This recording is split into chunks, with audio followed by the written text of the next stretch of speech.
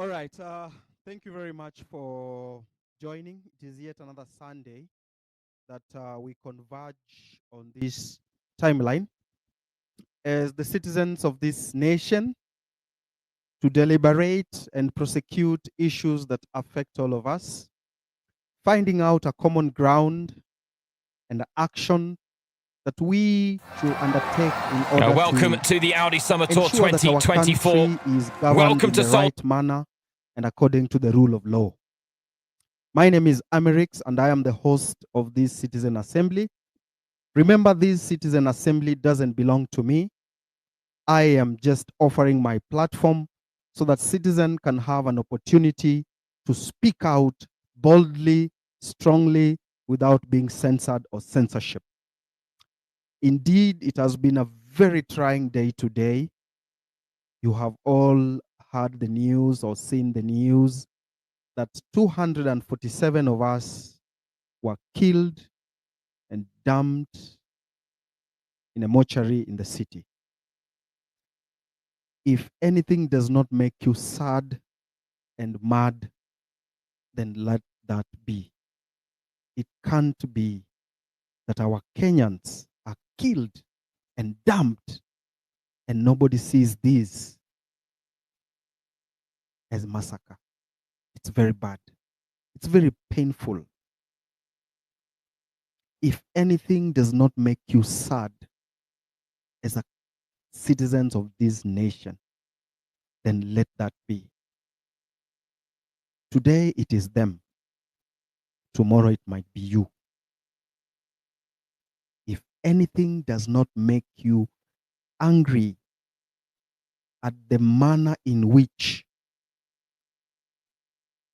young Kenyans have been killed and dumped, then nothing will. I'm so angry today. Niko na hasira sana. But I don't want to speak because nikiongea nitaambiwa I'm inciting people. I'm so angry.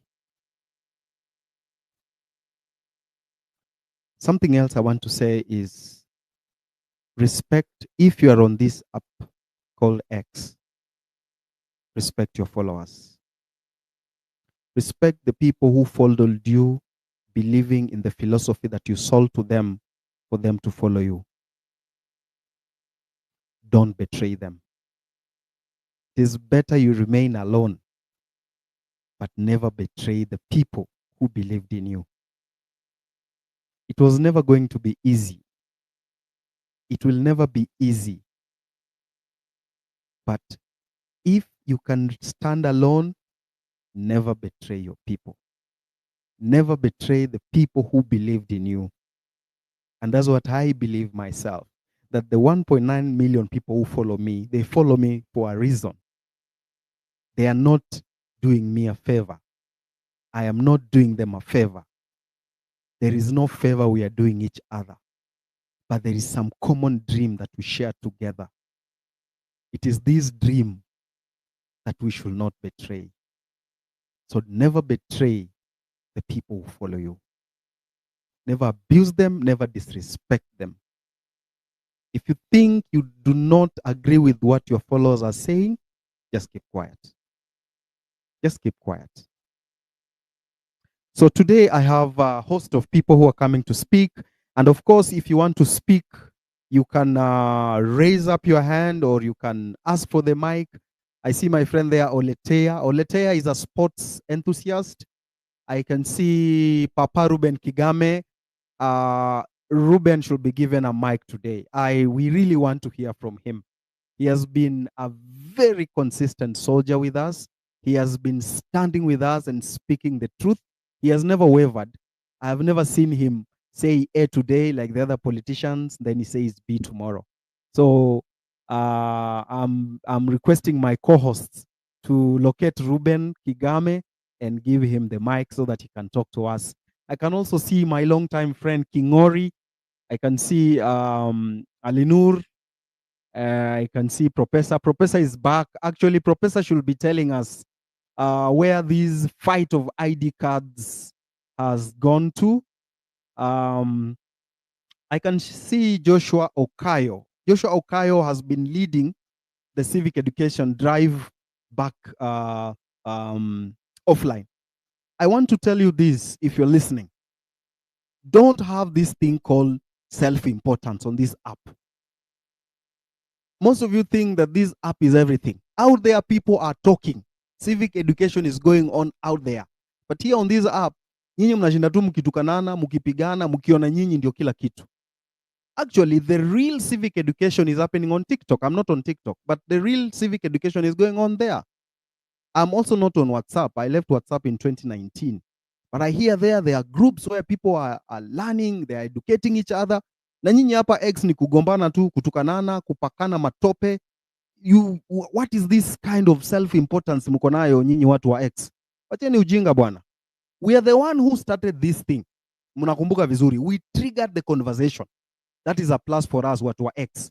But do you know the conversation went beyond X? Iko huko nje. Right now, I know there are people in Jacaranda, in whatever, wako kwa ground wanaongea.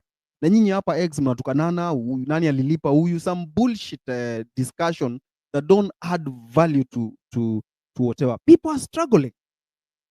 Here on my DM, people are crying every day. Watu hawana kazi. Weka uko na kazi, kuna mtu hana kazi. Kama wewe unaweza afford kulipa rent, kuna mtu amefungiwa nyumba. Do you know that? Kuna watu hata hawana chakula. There are people who are sick right now in hospital. They can't afford medical bills. And then tunakuja hapa kuanza kutukanana na kuonyeshana na what are we leaders? We have to show leadership. This X is like a library. Every app, TikTok, WhatsApp, Facebook, and all those apps, they are looking up to this app for information. Not just information, correct information. Wacha propaganda ya government fellows hii. Just ignore that one. The right factual information. They are coming here for the information. So wanakuja hapa, wanaangalia information, and then hao wanaenda TikTok ama WhatsApp or whatever, they break that information, wanakatakata kidogo kidogo, wakishare na watu huko nje. Alafu nyinyi kitu mnakuja kufanya hapa X ni kutukanana. Sasa how does that help us? Let us not lose focus. We know our enemy is bad governance. Our enemy are the politicians in parliament. Nyinyi mmeona juzi wamekuja haraka haraka, they have done their vetting. But when it is about the common man, you will not see them. So tuache hii pettiness hii tunaonyeshana hapa, mnatukanana, mnavurutana. What is that? That's lack of leadership. And it shows that our enemies have infiltrated between us, and their aim is to break the entire thing, to loosen momentum, kumwagia maji, and then it flops. Then they say, hey, you see, tuliwaambia, you know. So we should know what we want. We should know what we want. Do we want to be the epicenter of factual information? It is this app where we learned about the finance bill. Mara ya kwanza. It is this app tumejua mambo ya Adani na JKIA for the first time. It is in this app tumejua mambo ya minerals for the first time. It is in this app we've learned a lot of things together as a nation. So why do we want to cheapen this app with petty things and vitu zenye haziongezi hata value kwa wewe mwenyewe as a person? Let this app remain the library that it was meant to be. Anyone akitaka information anakuja kwa app yako, kwa timeline yako, anachukua information yenye inamfaidi, anaenda huko nje anashare. Nelson anashare information ya Adani, mtu anachukua anapeleka TikTok, and they have been doing very good work sharing information in bits wakipeleka. Nimeona mwingine sasa ameanza kuireduce to sasa ni vernacular, break into a vernacular so that your grandmother at home can understand why people are agitated. Finally, the fact that watu wamenyamaza, it doesn't mean that people are okay. You saw yesterday in Nairobi, the governor was just like a dog. People are angry. Watu wamekasirika. Ni vile tu, people don't want to talk. Watu wanasema tu, ai, wacha tu tutulie. But people are angry. Watu wako na hasira. People are suffering. And me, I want to repeat. Kama wewe uko na kazi, usifikirie mwingine ako nayo. If you can wake up in the morning and you know you have 3,000 in your pocket, there's someone who does not even have 10 bob. Hana. If after this space you'll be in your house sleeping in your blanket, there's someone hata ajui atalala wapi leo. In the event I just open my DM today, niwafungulie DM yangu msome, you will cry. Mtalia. And it's not just men, even women.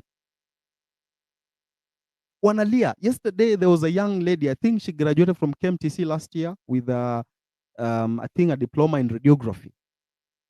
Na alikuwa anakaa na guardian. Imefika time guardian amemwambia, sasa mimi I can't stay with you. Hebu tafuta kitu ya kufanya. Ametafuta kazi hajapata. Na huyu ni msichana 22 years old. Anaambiwa aende huko nje bwana, hapa kumejaa. They stay I think in pipeline there. So she came to me in my inbox. She wrote a very long message. Nikasoma. I called her and she was just crying. She doesn't know where to go. I think she's an orphan or something. Hajui ataenda wapi. So I had to connect her to someone atempisha, aone kama atampea, hata kama atakuwa analipa kidogo kidogo as a locum, 500, 2,000, 3,000, so that she can keep on going. Things are bad. But wewe unakuja hapa X to just make noise and abuse people and insult others. What is that? We are losing focus. And the moment you lose focus, you get distracted, you become scattered, and you perish. How many years did these politicians unite? It just took one opportunity ya kuingia parliament on 25th of June for these politicians to unite. So when you unite, you've seen ODM and UDA, they are now speaking the same voice. I even saw someone say, unajua UDA, their philosophy is like ours. The only difference ni jina tu ya chama. You've seen it for yourself. Politicians who may unite, and they are not uniting because they want to give you good life. They are uniting because they want to protect what is theirs. And you citizens, badala nyinyi muungane mkwe kitu kimoja, you speak in one voice, you are now accepting to be scattered along tribal lines.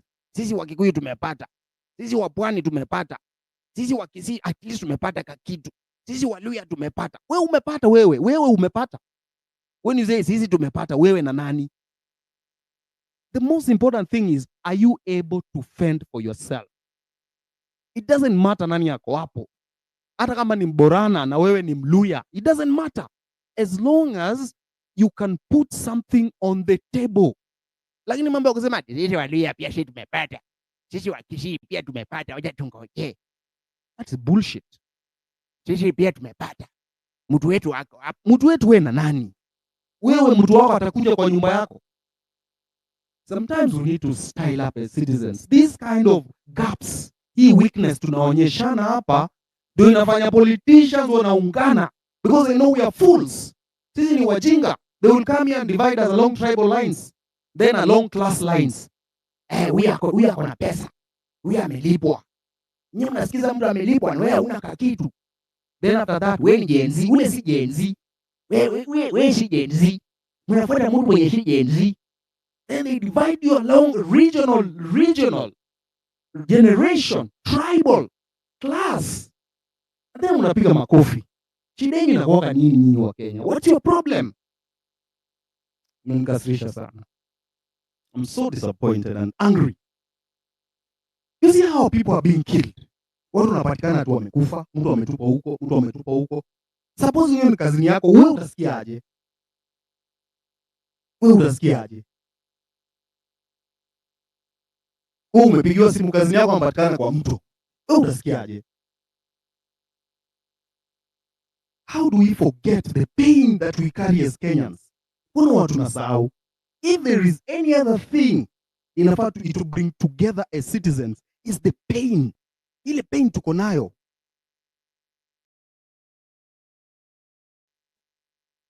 Nelson, ulifikia wapi hiyo story ya Adani? Thank you, Amerix. Hata mimi I feel so sad when I see people on the timeline abusing each other. Wanatukanana, wanaakuziana, oh, so and so has been paid. It's so sad. And yet the other side, they have all put their differences aside. Kukuja kutumaliza, si ati kutusaidia. Unaona hakuna, there is no opposition MP or anyone who is talking about the Adani deal. No one. Watu wameungana and they want to finish us, but sisi tunataka kujimaliza. It's like a double ni double trouble. Tunataka kujimaliza, pia tunataka kumalizwa. Sasa nani atatusaidia? So we've been experiencing a bit of delay on the court process for Adani, but we are going to file this petition this coming week, hopefully. And you've seen today on my timeline, I shared the feasibility report by Adani. Anyone who is so Adani, wanasema hii deal haijaenda through or it's still at the proposal stage, yet Adani wameshapatiana PIP, privately initiated proposal. There are some documents I cannot share, but they've been already signed. Zimesainiwa na watu wengi sana hizo documents. And it's not at the proposal stage, it's on stage 8. And in the PIP process, stage 8 is the second last stage before it's signed and the project is implemented. And around April, the directorate, the PPP, the Private Public Partnerships Committee, already recommended, they approved and recommended this proposal for project development phase. And obviously with a bit of recommendations on what they were supposed to do. But if you look at how the government is moving, they will not obviously implement what the committee recommended them to change in the proposal. And I was even being told by some people from KA that they might make even the terms even worse. Can you imagine what I have shared is going to be even worse in the actual agreement? That's why right now everything, they went cold when this entire thing blew up. Sai wamenyamaza, everyone is quiet, nobody wants to talk. The way the information was flowing, this is a public thing, but now it seems like it's a very secretive thing. They don't want people to know what's happening because the ultimate agreement will be worse than what you guys are seeing right now online, what I've been sharing in the feasibility study. ALG, they pulled out of being the transaction advisor of this deal because it's such a shoddy deal and they don't want to tarnish their name, but already they've been paid. And it was an upfront payment of 160 million for just to be a transaction advisor. Even them, they admitted that this is not, it's above market rates. It's too much money.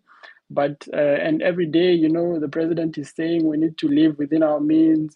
We don't have money, we are broke, we need to increase taxes. But here they are paying people above market rates and then shortchanging us again on this list that they say it's not selling JKIA. So for the government, they're trying to divert attention by saying, oh, we're not selling JKIA, we cannot sell JKIA, but this list is tantamount to a sell. Can you imagine in Kenya, some people who own land that is leased for 100 years, see, that land is theirs basically for 100 years. It's the same thing. JKIA will be owned by Adani for 30 years. So this is the update I have for Adani. Let's keep making noise. And if we must, we will occupy JKIA again. Yesterday, the union for aviation workers had a meeting and they were very mad at this because the day before yesterday, there was an emergency meeting held by KAA administration trying to calm them down, trying to tell them that JKIA has not been sold, the usual rhetoric by the government. But the truth is, JKIA is about to be sold for 30 years. That's the truth. And we have the documents. We are not Tusemi easy story ajaba. We have the documents. Everyone can see the terms that there, I don't know how to say, the outlandish terms that are in this proposal by Adani. So the workers, they said they're gonna organize for a strike, and they want the board of KAA to resign, plus their managing director, who is an acting managing director. So they need to resign within the next 7 days. And I think it's a really good move. We need to support them. The day they want to strike, we also need to go to JKIA in solidarity with the workers, because in the terms, Adani says that they're going to renegotiate the terms of employment for all employees. That's number one. And then, after renegotiating the terms and agreeing with KAA and KCAA, they're going to issue them with new contracts. And in the new contract, you have to sign if you accept the terms or not. It's not oh, now we have new management, so everybody will probably have to move to Adani management. No, you have to sign a new contract, meaning if they change the terms and you don't like the terms, you're gonna be jobless. And the way we know Indians, they're going obviously to have even worse terms than what we have now, number one. And number two, governments, normally they have excess staff. This is common everywhere in every country. So what they're gonna do, they're going to try and make the workforce lean, meaning they're going to try as much as possible to get rid of staff from KAA and KCAA. So this means a lot of joblessness. And I read somewhere in this proposal, they were telling KAA that they need to transfer this staff to other departments of government where needed. Meaning when when they say we don't need 40 or 50 or 100 or 200 workers, it's upon KAA to look for alternative departments where they can work, because Adani has said we don't want these workers for whatever reasons. Well, it's normal for private companies to want to operate in a very lean and efficient manner. So it means many people are going to lose their jobs. That's the reality on the ground when Adani comes.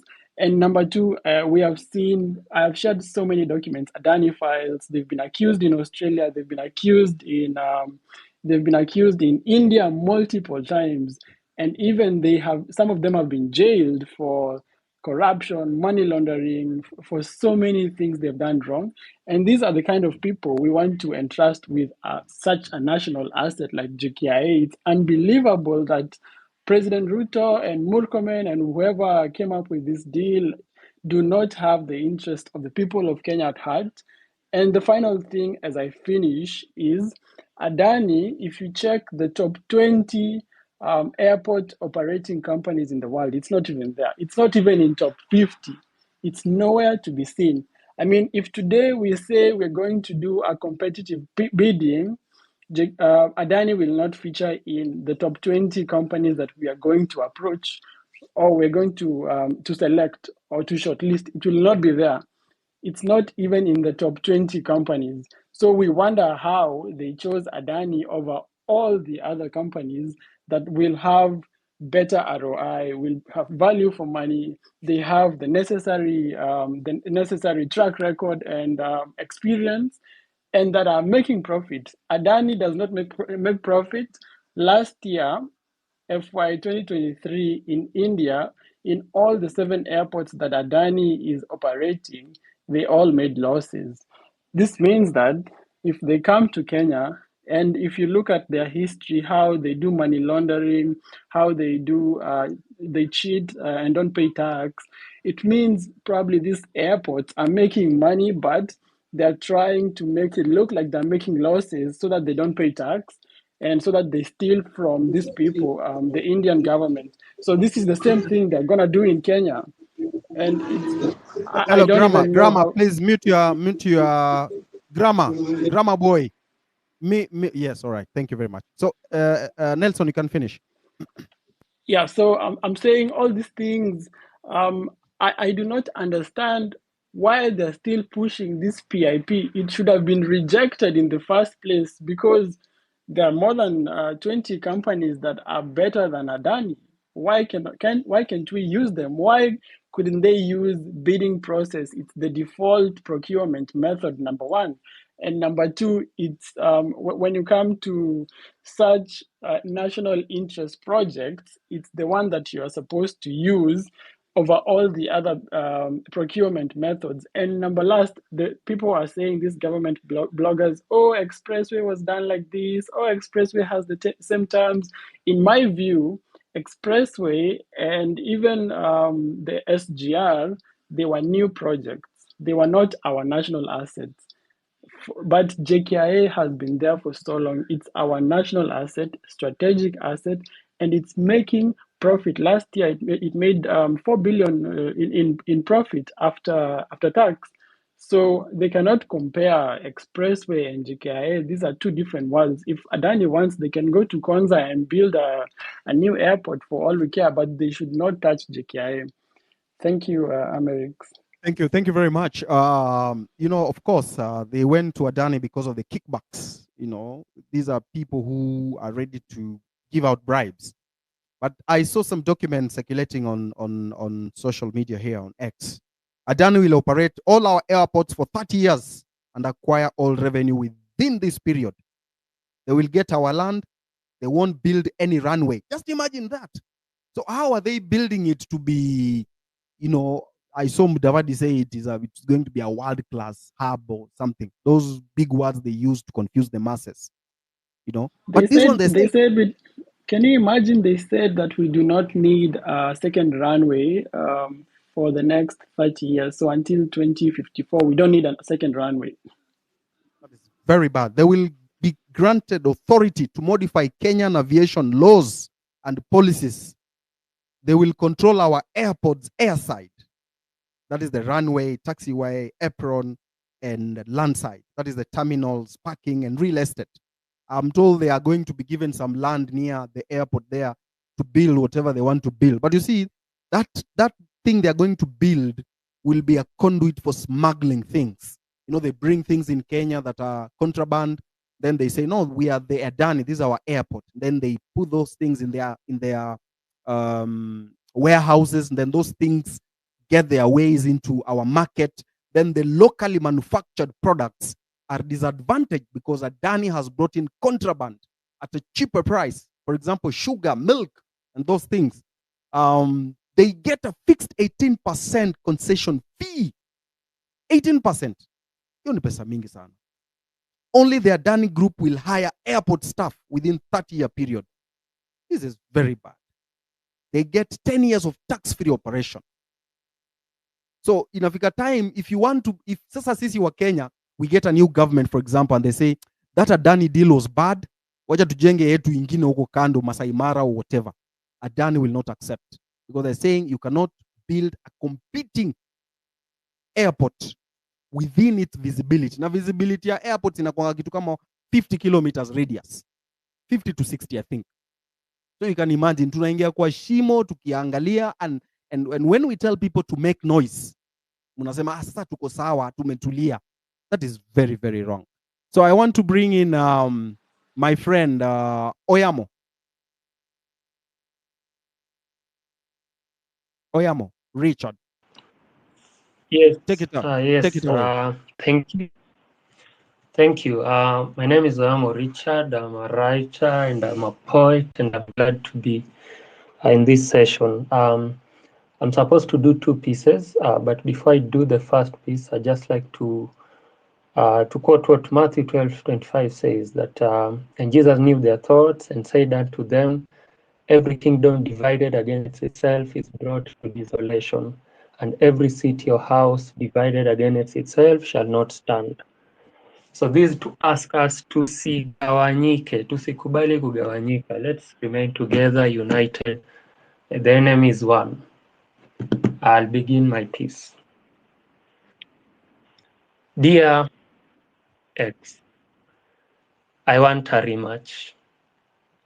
I really do. You know, I've been making some thinking lately, and I reckon that when you found me, I was still naive, and Adam who wouldn't see the snake in your tongue. And no, don't let this smile kid you, because I am mad as hell on an Easter Sunday. And in these acting shenanigans, I've become an adult. In your manipulative games, I shall no longer play part. I have learned that there is power in the language of the tongue, not relating with that of the actions. You have taught me well that you can say, water gives life, and then use the same water to life out of peaceful demonstrations. Do you know what irritates me the most about you? Obviously, you don't. I forgot you never listen. Well, here it is. It's because you act like you're surprised that I'm referring to you as X. You never pay attention to my hashtags on Twitter, do you? With a straight face, you book more and more and more and more and more and more deduction from my salary in the name of housewife allowance. And then expect me to believe you when you tell me I love you so much. Oh dear, you're such an actor. You deserve a Grammy or even an Oscar for the last prayer scenes you keep organizing, playing both the role of Jesus and Judas. Who told you I need a house? Such a kiss on my cheek. And why do you clench your fist, ready to start war when I ask you to explain why war in a far country has fueled the hike of fuel prices in our home, when our neighbors who purchase the same fuel from the same place have theirs at a cheaper price? It's only an explanation I'm asking for. Don't I deserve that too? Oh dear, you've pulled too many surprises on me. You're the pinnacle infamous example of online shopping. I mean what you order versus what you get. What are the endless abroad trips for? You're supposed to be my sunshine, but now in this home, you've become nothing but a flash. And no, I don't enjoy an iota of your travel stories. Them fake abroad jobs? Hell no. I thought you had to utilize my wits in building this home, not to brain drain me. Oh, wait, I just recalled this one.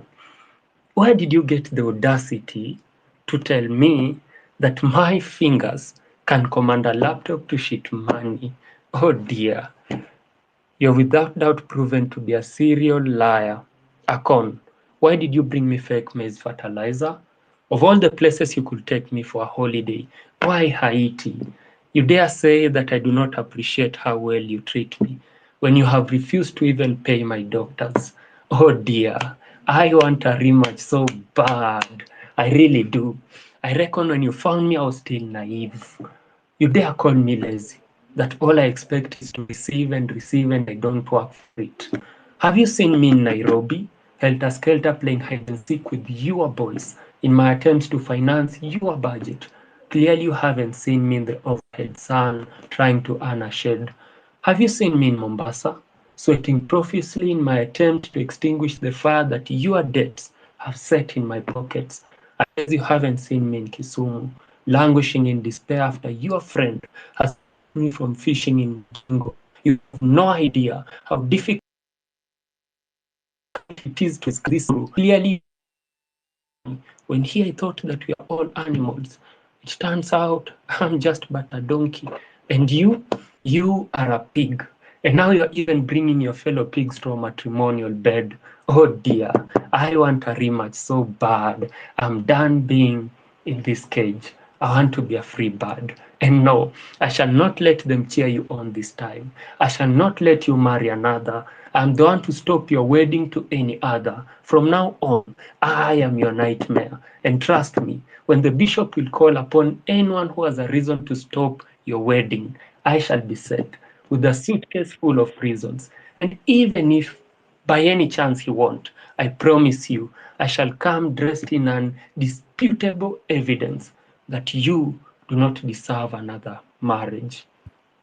Thank you. Thank you very much, Oyamo. Yeah, that's the first poem. Thank you. Just hold on. Hold It's on. called Dear X. Just hold on. Hold on. Hold on. I'll go straight to the second poem. Hello. But before the second poem, I'd just like to say that it's really sad to see that we have like 247 bodies in the morgue that this could be so sad. Hello? Hello? Edgar, can you hear me? Hello, Edgar. Yes, I can perfectly hear you. Yeah, so Yes. yeah, I think I had given him only one chance because of time. Sorry, my network had issues. So we go straight to the discussion. And before that, there is a young man here called MC Njagi. And MC Njagi will briefly tell us his issues. And I want you to understand why people are struggling out there and why they are being misused by politicians and why you need to be angry again and again and again. Even as you continue to do your things, you go to your business, you go to your job, remember that your enemy is one, that politician stealing your dream. And MC Njagi has been someone I have been playing his music here. You've heard the music. Maybe you can just play this one for a minute so that... Oi! Royal Sound. Watu wengine wanahitaji kusalimiwa. Salamu kidogo tu.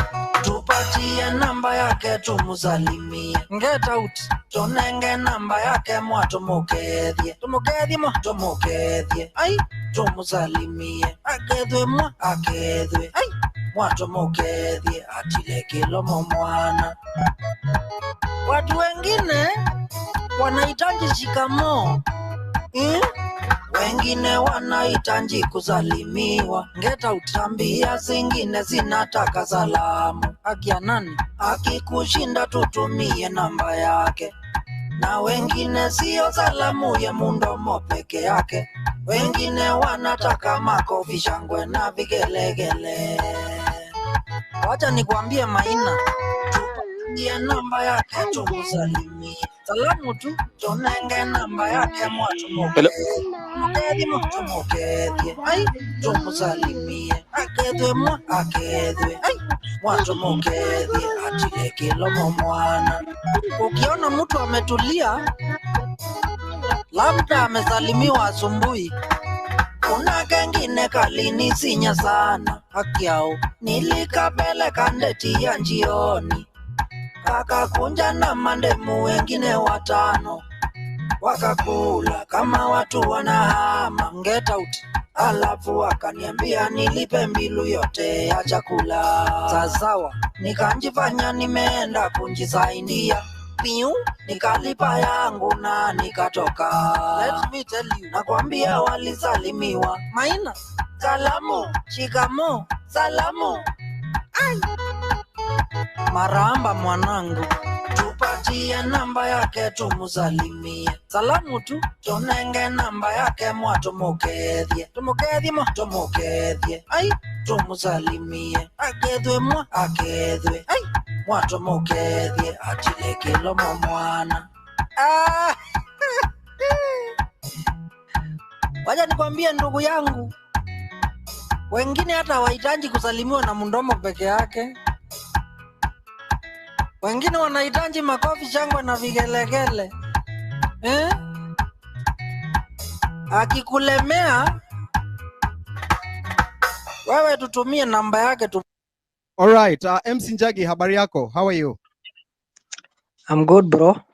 Yeah, I came across your YouTube channel and I saw a very, very sad a video you had put there that you are leaving content creation because life had become difficult and your things have just gone under. What happened, sir? Maybe you can share with us briefly so that we understand how bad governance and bad leaders can drive your dreams into a grave. Well, first of all, so much kwa sababu ya kunipea hii chance, and thank you also for reaching out, because I've been going through tough times in my life, and very few people have reached out, and most of them wale wenye wanakupigia wanakuambia don't give up. So at the end of the day, don't give up doesn't do anything for you. don't give up doesn't solve any problem you have. At least, so I want to thank you because of reaching out and at least giving me this chance ya kuongelesha Wakenya and maybe let them know what has been going on in my life. So most of the people know me as MC Njage. MC Njage kutoka kitambo nimeishi kuimba hizi comedy music. So most people know me by the song ng'ombe ni ng'ombe. Wale wenye wamekuwa wakisikia ng'ombe ni ng'ombe tu ng'ombe. I have seen people using that sound, but very few people know me. People know my music, but people don't know me. People don't even follow me, but nimepata watu wanatumia hiyo music yangu hadi kwa advertise makampuni zao. When you try to reach out wanakwambia enda kwenye unataka.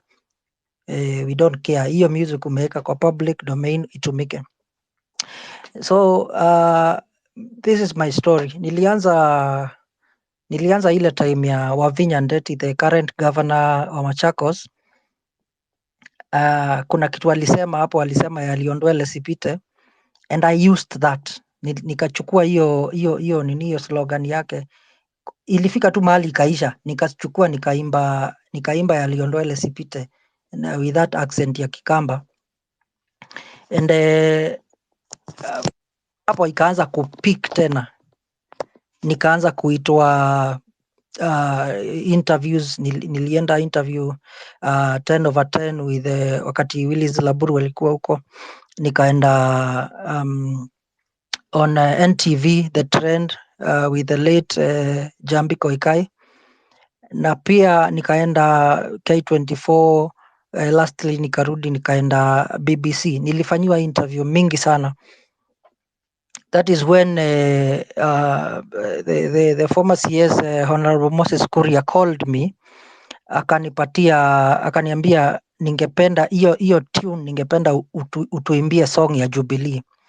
So that is what I did, na tukaenda tukapatana tu mahali tukaongea nini, and then at the end of the day akaniita road show, tukaenda road show Mombasa. So me I was thinking naenda kufanya hiyo road show nilipwe pesa ya kutunga song ya Jubilee na pia pesa ya kufanya road show. Hiyo pesa ya kufanya road show for 1 week. But to my surprise, the only pesa nilipatiwa ni hiyo ya road show peke yake. And for that whole week nilipatiwa 150,000. 150,000 for 7 days. Sikulipwa pesa ya nini, pesa ya studio ni mimi nilitoa, pesa ya kushoot video ni mimi nilitoa, pesa ya kila kitu mimi ndio nilitoa. But I thought I was going to be paid pesa ya music, pesa ya studio, pesa ya music, pesa ya msanii. But the only money I got from Honorable Moses Kuria was 150 shillings peke yake. 150,000 shillings peke yake. And the other artists wenye tulikuwa nao kama akina Bahati and what have you, they were paid millions of money. But because mimi nilikuwa startup, nobody, hakuna mtu alikuwa na shughuli na mimi. So my journey has been nilienda Churchill kwanza the first time. I don't blame anyone because probably it's the truth. I was told sina talent kama kawaida watu wengine. I was told sina talent na nikatoka nikaenda nikafanya mambo zangu. Few months down the line, the Churchill himself called me, nikaenda show yake, and hiyo mambo ikaenda hivyo. But so few years down the line, I tried to reach out to these people nikiwaambia since tumeshawahi work na nyinyi, there is something I'm going through. I'm talking about the current situation that I am in right now. I've tried to reach out. I've tried even to message them. What is the current situation? Can you be specific and probably narrow the narrative? Yeah, so Few months ago, around 3 months ago, there was I went into a debt. Niliingia kwa deni fulani and I was niliingia kwa deni ndio I tried to better my life kwa sababu things were very tough after now the COVID-19 mambo ya entertainment na music industry zilienda chini, so I went into a debt. So ikafika mahali nikashindwa kulipa hiyo deni, so I tried to reach out to people, the people that I know and the people I've worked with, thinking since tulisaidiana na I helped you build your brand in this manner, so at least the least you can do ni kunisaidia wakati niko na issue, because wewe wakati uko na mambo huwa unanipigia ninakusaidia.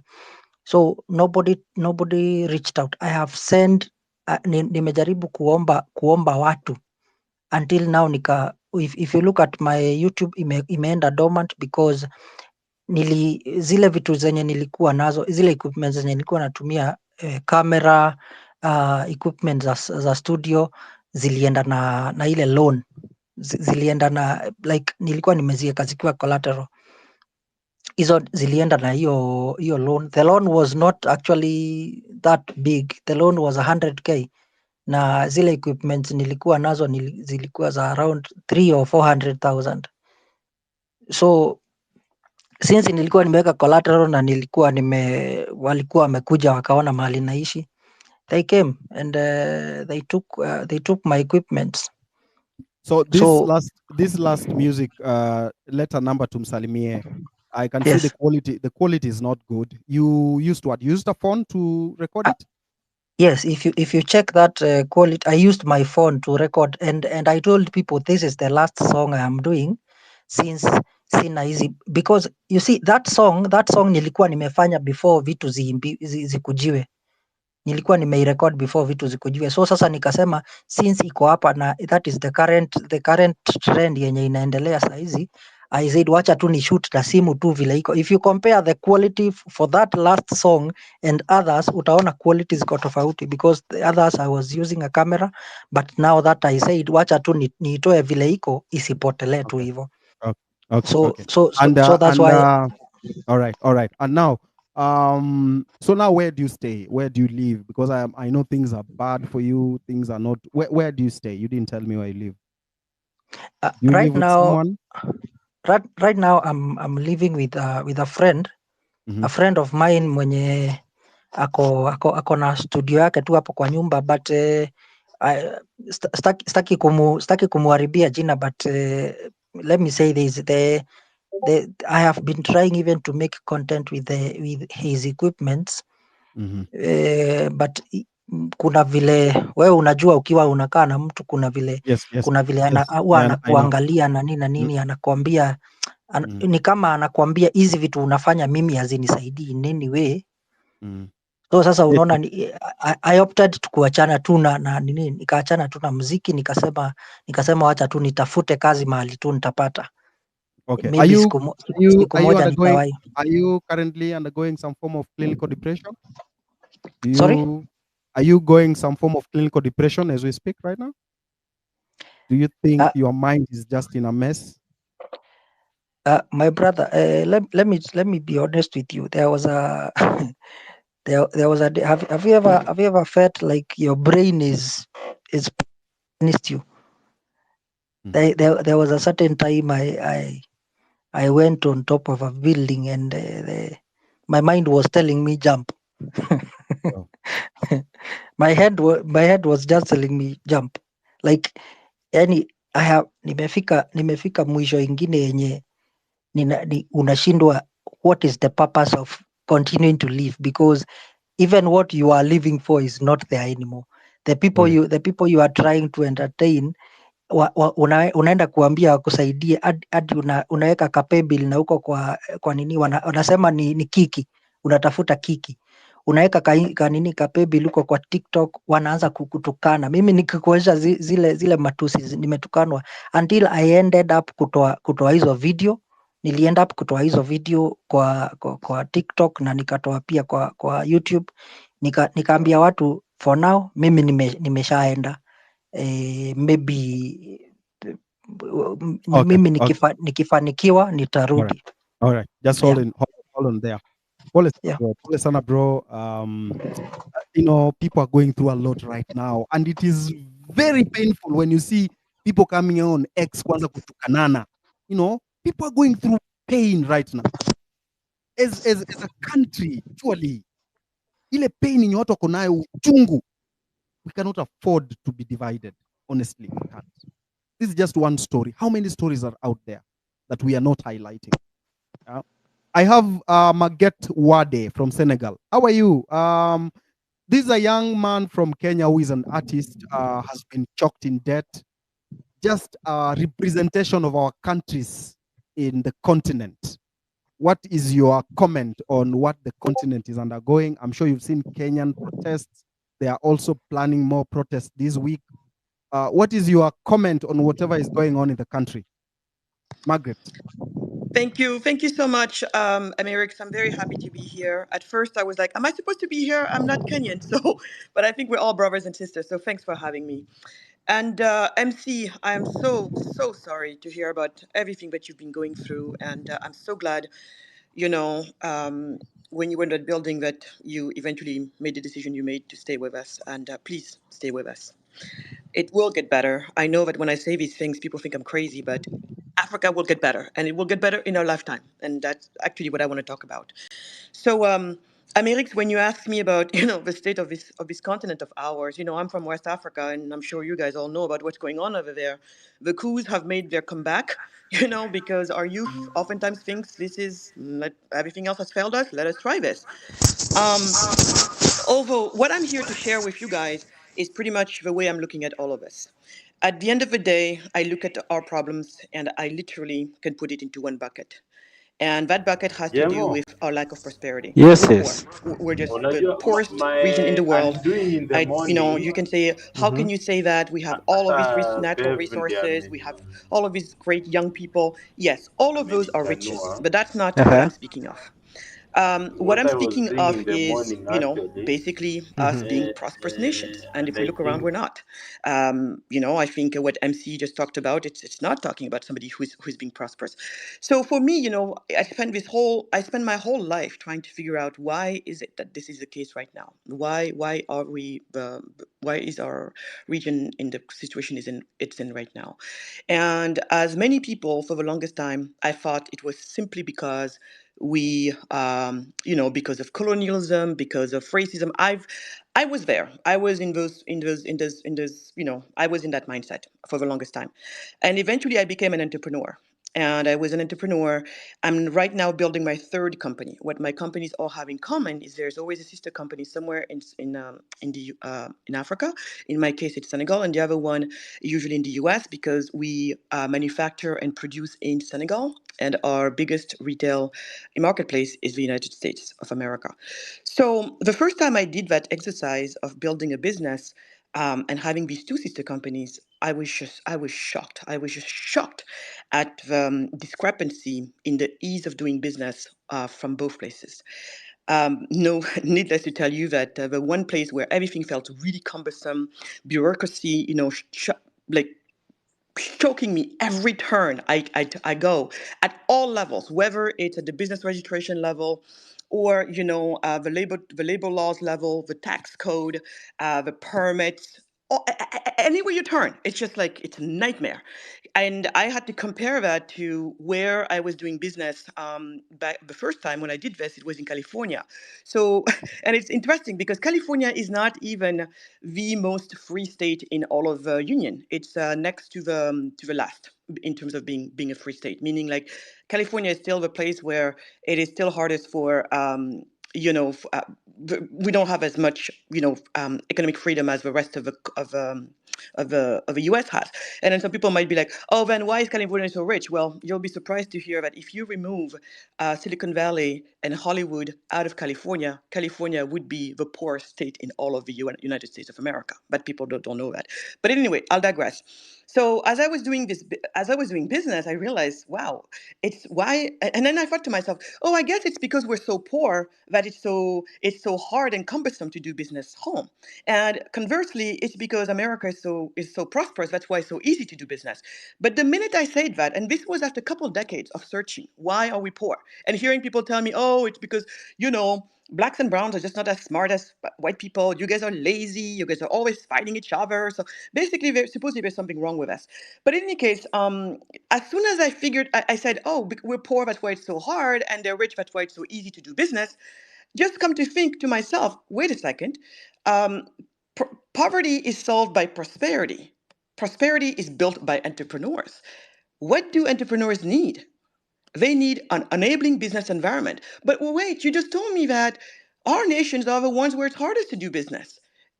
And conversely, those are the wealthy nations of the world is where it's the easiest to do business. And when I came to that, my Not even whole worldview most changed. It made so much, sense. And then that's pretty much why I've been after this issue of another way you could call it, it's bad law and bad governance. And that's why I've been very excited to hear that the youth of Kenya is actually now finally putting its finger on this. And by the way, you're going to say, oh, well, because we hear everybody talks about bad governance, and I've been seeing people oftentimes, interchange the two without no problem. What do you mean by that? People confusing bad governance with bad government. Those two are really not the same. And even when we talk about bad governance, which is what I'm worried about today is that the young people, who are finally talking about bad governance and not necessarily bad government, I don't think I'm just a little bit worried that even there, we might not be very clear about which bad governance are we going after. Because there's one that we really need to go after. If you ask me, I think it's going to be the domino that we need to hit first. So that one then touches all the other ones. So what am I talking about here? When we say bad governance, at least we're not saying bad government. When we think bad governance, many people I find are confusing in Africa. They're usually thinking about, this political corruption, what I call political corruption. And so, but political corruption, it's still not the same as the corruption that comes from overly regulating the private businesses, meaning small, medium-sized enterprises simply, have a hard time being born and growing in many African nations. So there is a big discrepancy there. So many times when we talk about bad governance, we're just talking, many of us are talking about, well, our natural resources should be handled better. The politicians should not use their power to be able to turn around and give contracts to their friends. We all hear about that. We all know about this. All of that, by the way, it's wrong. I agree. It's wrong. It's not right. But for me, I I think that the one governance we need to really focus on is the one where we're looking at um, what's going to help free our entrepreneurs. Because the way I look at it is we free the entrepreneurs because they're the wealth creators. Entrepreneurs go on to create many, many companies. Those many companies create many, many jobs. Those many jobs give to many, many, many people a source of income. Many, many people having a source of income means that you have a solid middle class. Then my take is we let that middle class, once it's constituted, that middle class then go to fight head to head with the government and deals with the political corruption that all of us are fighting with. So if you ask me today,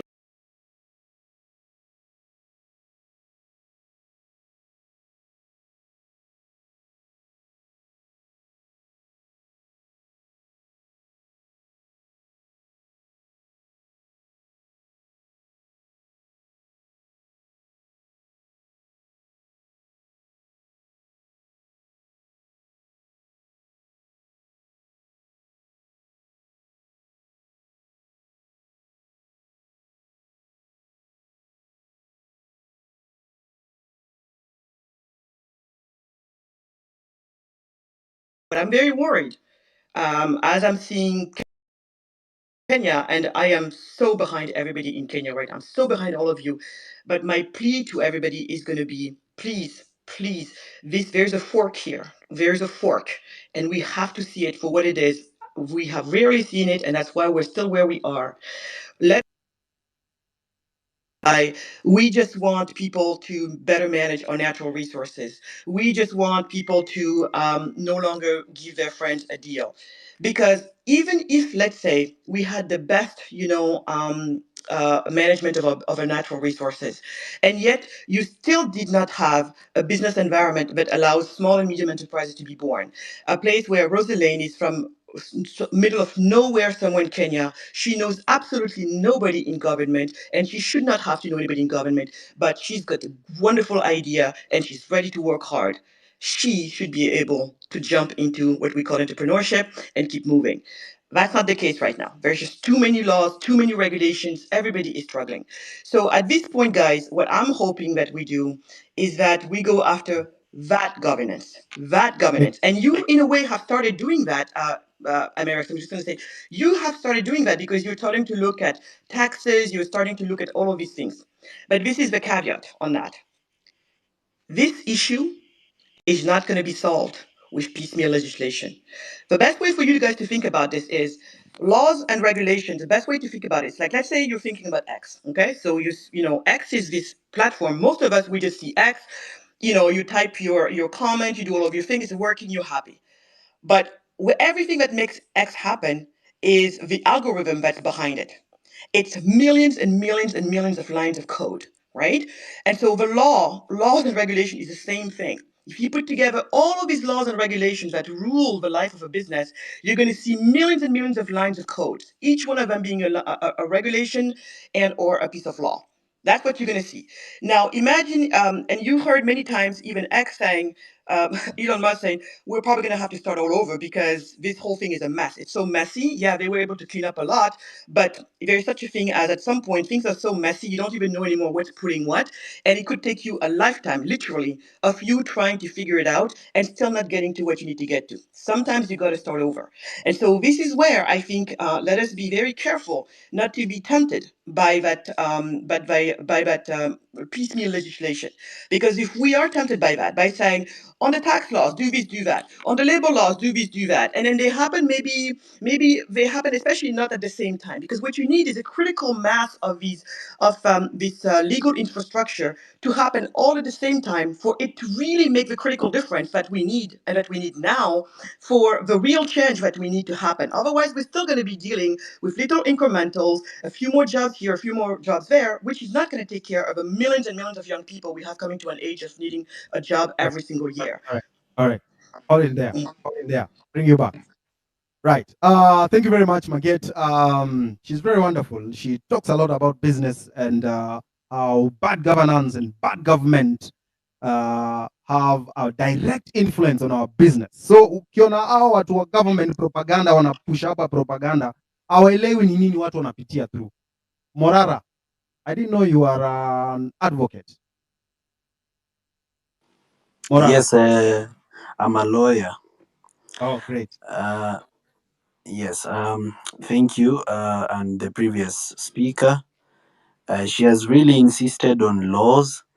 Probably before I get into what I wanted to say, it's good to remind her that in Kenya, in particular, and this is just a point of information, we don't have a shortage of laws. We just have infidelity to the law. People don't follow even the few laws that are there. And we have very lazy politicians and very lazy parliamentarians who don't even sit to research and create our own laws. They pick maybe, for example, the law on data protection. They pick the EU law or the UK law, then they copy paste it.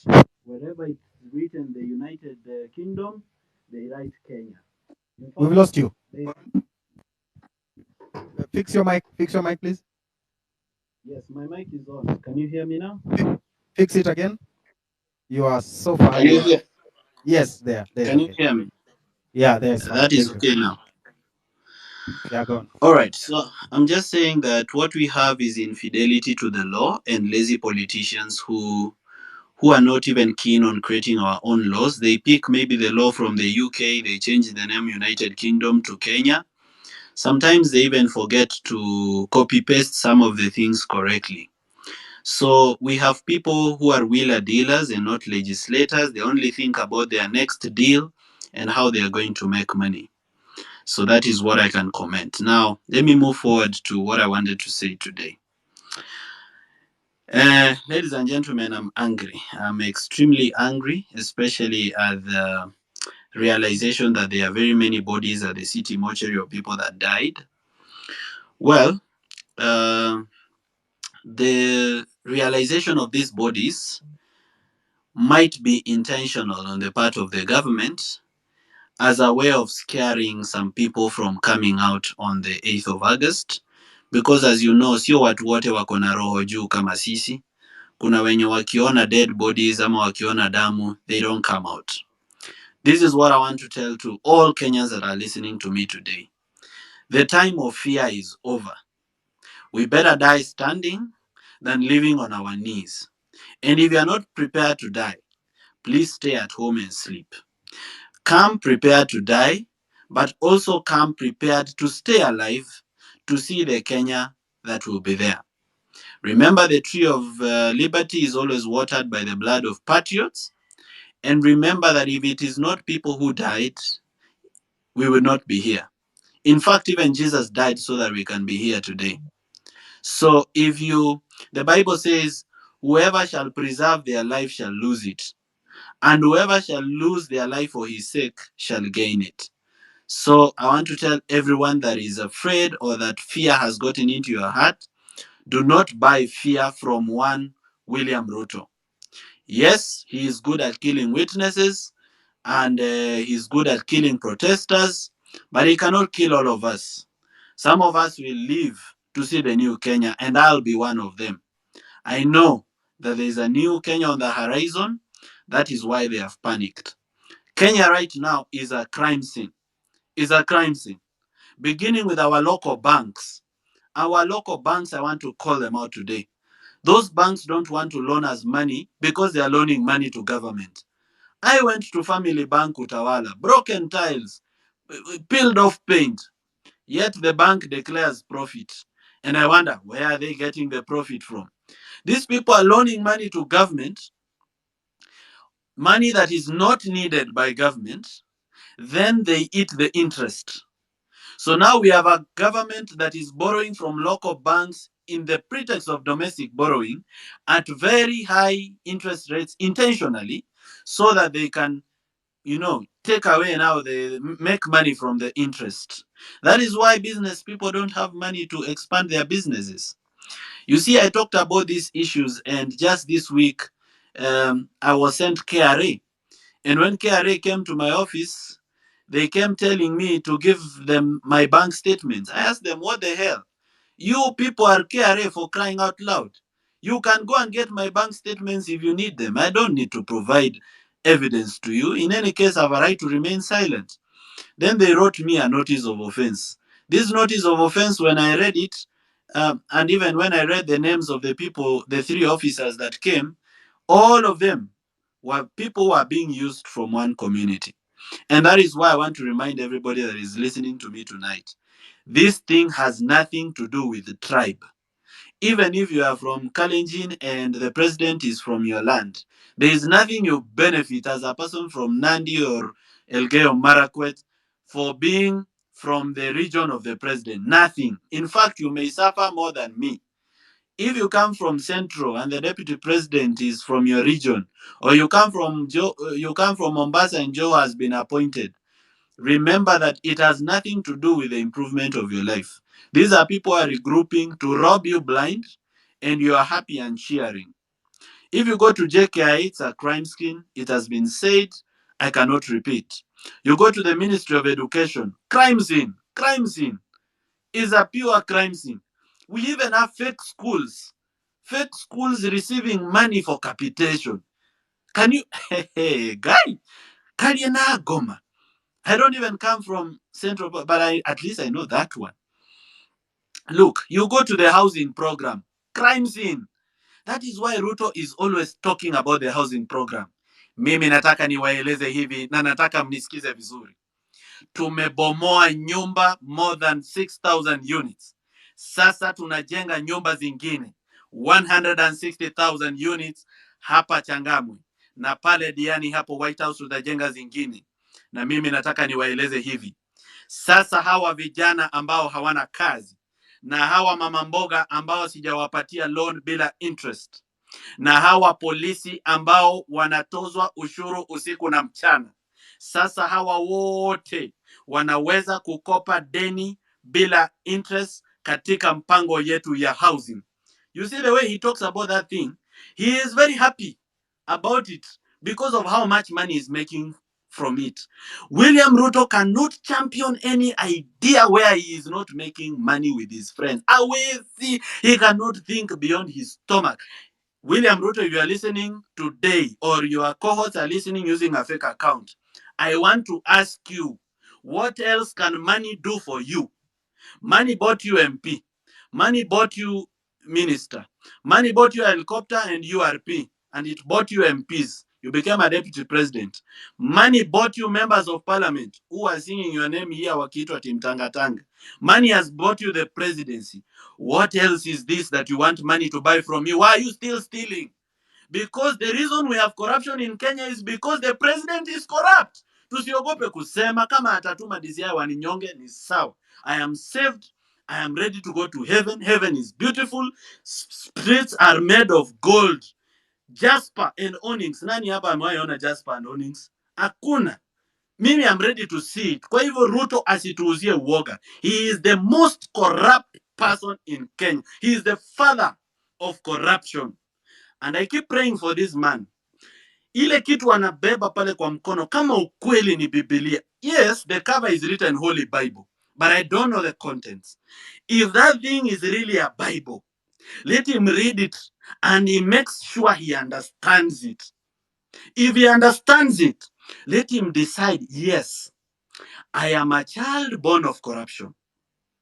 I have come to power through corruption, but I'm making a decision today to leave a better country for my children, better than I found it.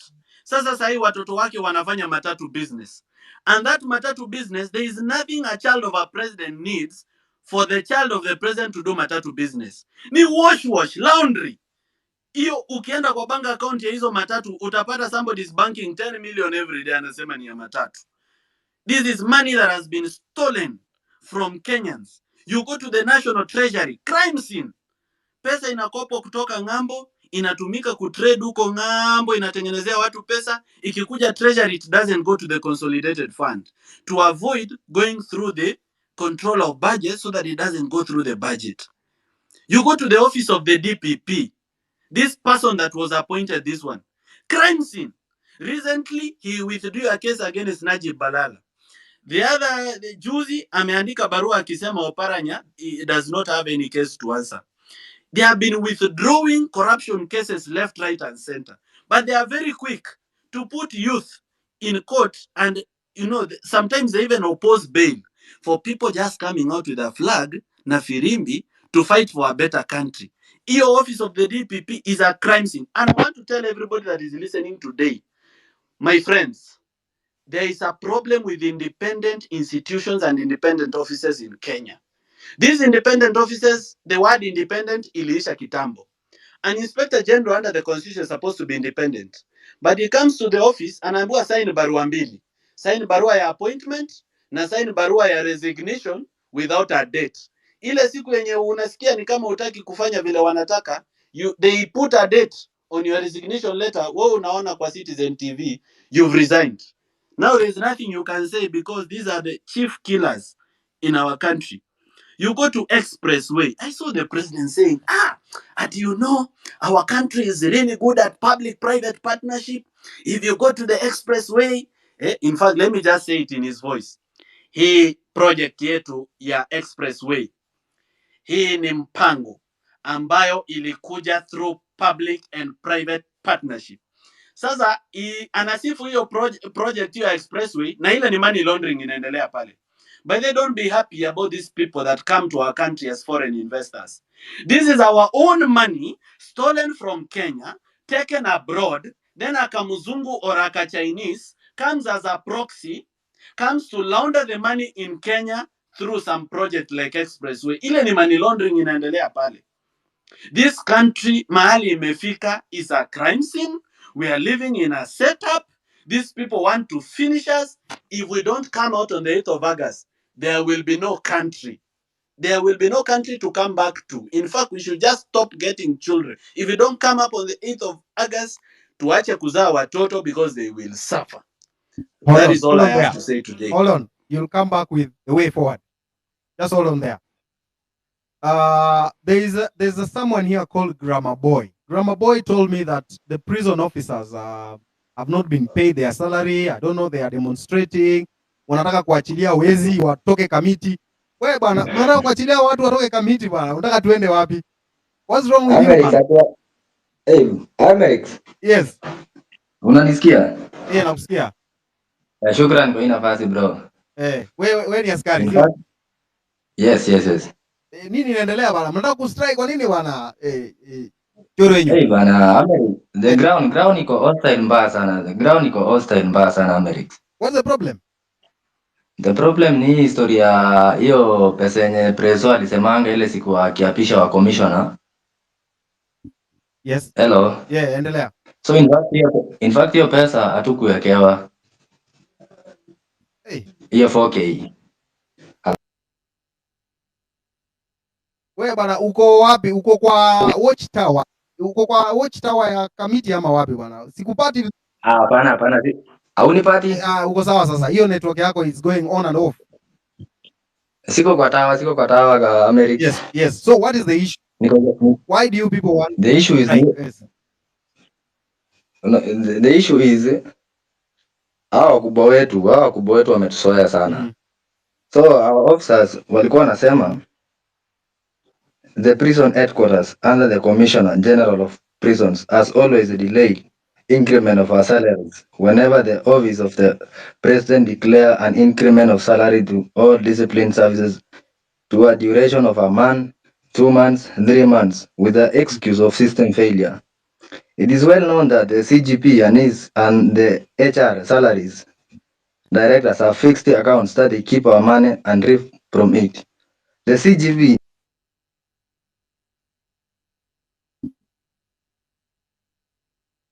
We've lost you.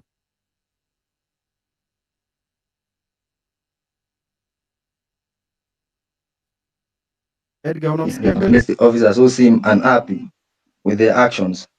The increment order from the president is given to the treasury and towards all discipline services, and our question is, why is it at all times whenever there is money supposed to be paid to the prison officers, the office with the mandate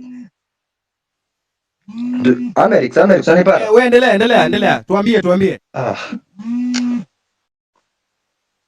Americ. Hello. Go on. Unanipata? Can you hear him?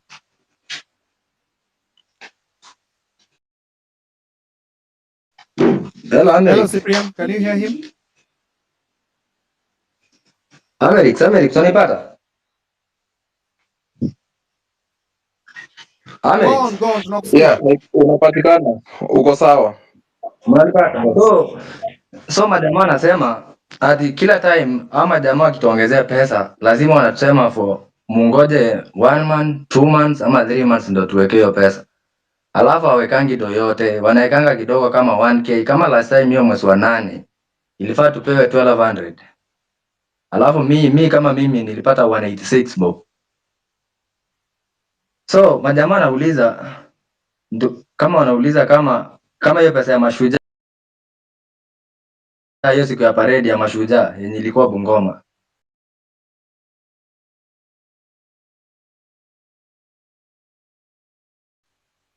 Maafisa wengi walilia juu hiyo pesa walikata. Sijui nasikia watu walikuwa wanapata 15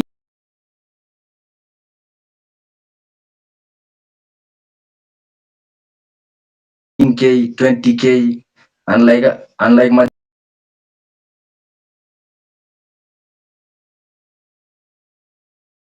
mwingine wa KDF alikuwa analipwa pesa mingi.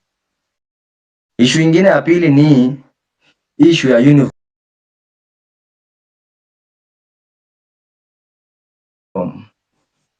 uniform. Yani like maafisa wanashangaa mbona wakubwa wa prison wanafaa combat, alafu sisi wadogo tunaambiwa tusifanye hiyo combat. Sasa majamaa nauliza like, kwani uniform sinafaa kuwa same? Alafu ukifanya hiyo combat wanakushtaki. Hiyo ni issue ingine. Issue ingine ni story na housing. Like maafisa wengi hapa kwa kambi wanaishi manyumba zingine zinakaa bana, inakaa refugee camp bana. Inakaa like sijui nyumba ni ya bricks, mabati ni ingine mbofu. Nyumba zingine hata zinanyesha. Alafu wakubwa wanapatanga house allowance mingi, unapata hizo manyumba za korofa wao ndo wanaishi. Story ingine ni story na hizi working conditions. Like matawa mingi hapa ndani, matawa mingi hata ukienda Kamiti, tawa ni mbaya, unapata sijui matawa ziko na kunguni. Yaani zingine zinanyesha. Alafu ofisa akiingia huko hakuna kutoka. Baridi ndio hiyo, ukishuka wanakushtaki. Sasa majamaa wameboeka. Ground ni mbaya, ground ni hostile.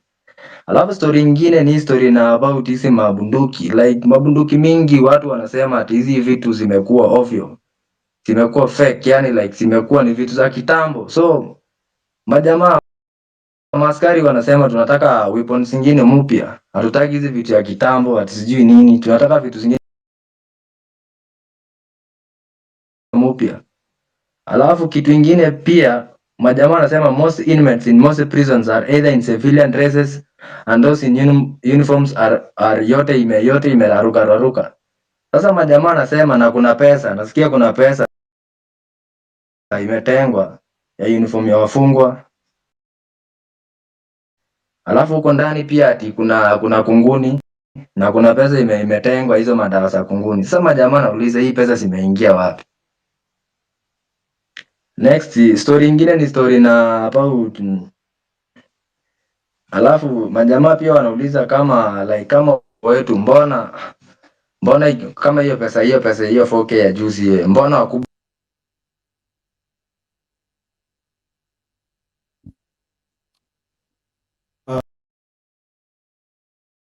Paulo Kimani, ni kama tumepoteza huyu jamaa. These guys must be living in very very very bad condition.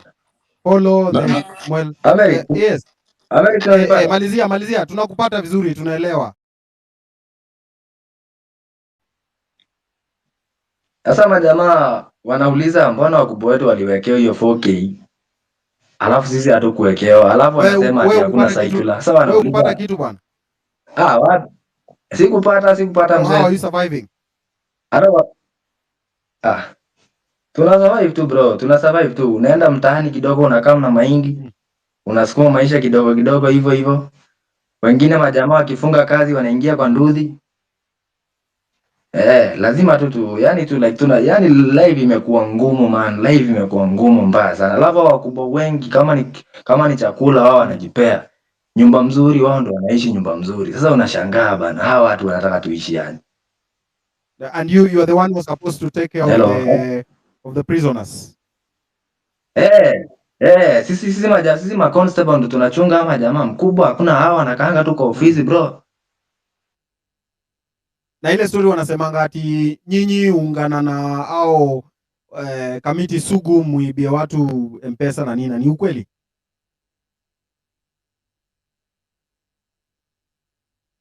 Hello.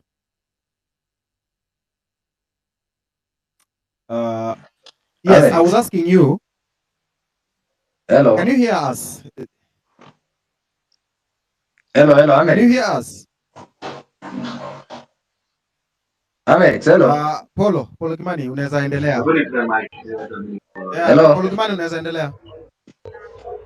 Mr. Alex, Mr. Grammar Boy, unasikika, I can hear you. Nyakundi unanipata? Go on. Endelea bro. Go on. Yes. You can proceed, bro. I think network yake ni mbovu, maybe ako huko kwa kibasement. Unajua jela maisha huwa Hello, ngumu. Amerix. Malizia bro. Nasema sasa ama jamaa anauliza hii circular ilitoka wapi ndio wakubwa wakaongezewa pesa. We can have someone else proceed. No, Follow. You have something to say? I understand his cries. Because actually what happens, what usually happens, si ati do ijafikia wakubwa. Pesa ishafikia wakubwa, but inaingianga the same thing governors do. Pesa inaingia kwa personal accounts. So what they do is they hold this money for 4 months. Ile interest ina grow kwa ile dough before they can now dispatch it to the necessary places. Ile interest ndo wanategea. That's why you find these rayas are always complaining nini mazi pesa imepeana imeenda wapi. It's your bosses who are fucking you. And now that we are talking about bosses, I've seen this fella called Mr. Jimmy Wanjigi. Maybe Jimmy can tell us about the whole mineral thing because I know he has been aware. I mean, he has been dining with these guys, kina Hunye, kina Jacob Juma, kina Ruto. Maybe he can tell us why they have been fucking the lower middle class for such a long time. Now that we have decided to kuungana, now he just floats up and acts like he hakuwa anajua nini ina happen. Now another thing, we have been doing research, at least tumefanya, it was actually insane to find out that what we actually have in Kenya, even the Adani deal, I'm 99% sure it has something, a portion of it, to do with the minerals we have in Kenya. When you see them saying they want 30% of the JKIA, they want their own runway, they want to have, they want their own stuff. This means they want to have an unmanaged, unscrutinized, and unmonitored movement of goods in and out of the country. One of the goods being exported is our minerals. Because hata ukiangalia tu ile website ya wale wasi Adani Enterprises, what they usually do, their biggest business is mining. They mine coal in India. I've seen all those photos in all the minerals they've been mining. So these guys are bad news. Nikiwaambia sahi hata mimi naweza vaa tu nguo nichomoke niende JKIA juu ile hasira niko nayo msione ni mchezo. I know what is coming. The plague has just started. Now that place called Taita Taveta. That is the hot cake of all the minerals we have right now. Because from my calculations, we have about 260 billion US dollars lying there in form of titanium, in form of uranium, in form of niobium, in form of tantalum, in form of manganese and other minerals that maybe they haven't been they haven't been mapped out yet. But what I've seen today is the government, which is by the way illegal, has unajua ile land ya community. The government under abnormal circumstances has just decided to give 500 acres to this guy called Devki. The one saying that Ruto should be given 25 more years. I've seen hata amepewa, nimeona amepewa hata title deed. This is very bad. When you ukasia amepewa title deed. Unapeaje a foreigner a title deed? How? Ina happen wapi? Ni Kenya tu hapa ndio unaona vitu kama hizi. Mazi ndio nakwambia, sasa ni kama watu feel. And now I've been trying to, hata nimeambia ndugu yangu pale Webuye nataka hivi ili nyingine aniletee. Kuna hiki tulikuwa natumia tukiwa vijana inaitwa fair, I feel like nimefika my what do you call it? My climax of hasira. Being peaceful isn't working anymore.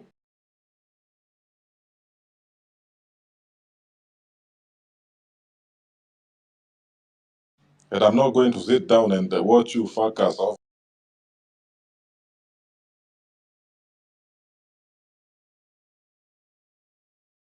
and over and over and over and over again.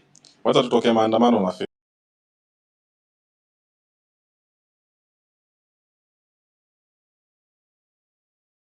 Yeah, I'm not saying mtoke maandamano na fair, but this is just a thought I've been thinking about. We are so much in deep shit, and these politicians don't seem to be giving a single shit what we think. Mugome Msigome, we are still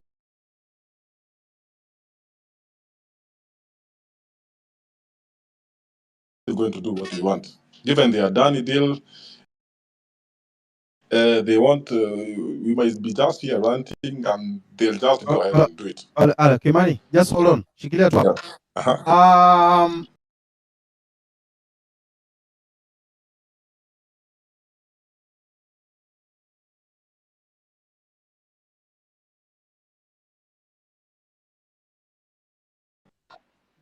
Kasmuel, I see you here. What do you want to say? Yes, brother. Mm-hmm. Have you told this fellow my mentee? Yes, Great. yes. Wonderful. Those people who do not know, Amerix is one of the people who really helped me out with drama and music when I was in high school. No, I'm not bragging. However, mi nataka tu hasira juu. Leo sina, I don't have sijui facts to give you. I just need to bring a few things to our notice. This past 2 days, 2 or so days, you've seen the vetting of the CSs happen. You've seen that people have claimed that they've worked for 30 years and they accumulated, for example, 400 million. But in the past less than 2 years, somebody's net worth has increased by over 200 million. I don't know which business that is because remember the shilling was not doing too well. Tax has gone up, cost of living has gone up, but kuna wase bado wamemake na sijaona hiyo business because politicians don't produce anything. All politicians produce is violence and chaos. They don't have industry. Unasikia mtu anakuwa vetted. The question wanaulizwa, where have you said? Mtu kama Dwale anasema from selling his biography. Najua watu wenye wako hapa, very few people have read it. And yes, because it's a bigger selling book in Nuria does not make it seem as though he's selling 1 million copies a week. Again, uliona nani akikuwa interviewed Oparanya. Nani Junet alikuwa ana nod as though to guide the person to answer no to the question. I'm hearing people declare their wealth. Nobody's even asking for tax returns. These questions are being asked as though it's just a formality. Ini meeting ya watu wa form 4 wanajaribu kusema nani atakuwa CU chairman. And ilikuwa isha determiniwa first term. These people are just hanging out as a boys club. I need to remind you, uniweke hasira juu. Sina sijui nini. Polisi umesikia our comrade the cop saying waliongezewa 4,000. Have you seen the amount of force these people use to us on the streets? Is it worth 4,000 shillings? If you're a cop and you're listening to this, I need you to ask yourself, is 4,000 shillings worth brutalizing your brothers and sisters for on the streets? Remember, again, there's this propaganda of this silly disease that's being touted called mpox. If by my analysis, it just feels as though they want to make it look like COVID. You've seen the photos of the boil looking all ugly, but it feels as though they want to impose a lockdown so that what was he undermined, so that there's no public gatherings, because they've just dissipated it as propaganda. And this is what we said: this aura for aura business should not cease, because the government needs to be reminded that they do not own monopoly of propaganda. They might have monopoly of violence, but they do not have monopoly of propaganda. Remember, hii kitu ya mpox, to me, it doesn't even sound like a real disease. Ina sound kama kitu imekuwa fabricated. It sounds like a sponsored ad, because at your patient zero got it while traveling from Uganda to Rwanda through Kenya. It does not make any sense. For me, it just seems like it's a lockdown thing. Kumbuka, weka hasira yako juu. How many bodies have shown up at City so far? The last time I saw the report, it was 240 something. So it means one body for every constituency. Uko hapa, you've sat down as a Kenyan, bado unajiuliza ati why should I go for maandamano? It is for these people who are dying like dogs. Those people, I attended this Tomboya show and they mentioned the names. And I remember being so moved and stunning because there are people who laid their lives so that we can get this far. Remember, your local politician produces nothing, but sisi tuko hapa Twitter, tunatukanana, tunasema, sijui nani has done this. while the revolution is going on, we need to have one common enemy. Our common enemy is a conman, he's a looter, he's a killer and a murderer and hires on corruption and cronyism. It is very true, and I'm very sad to admit that there are people who have made money off of the revolution. There are people who've received funding from organization in the name of mobilizing people, and they have not used that money for the collective. These people, we will not let them lose. That's one thing I need to assure them. And ever since I knew, nilikuwa nafikiria kila mtu anakuja hii kitu kwa na roho safi, but watu tu wako mchezo ya town. Ever since I knew, we said these people will have to be brought to the book.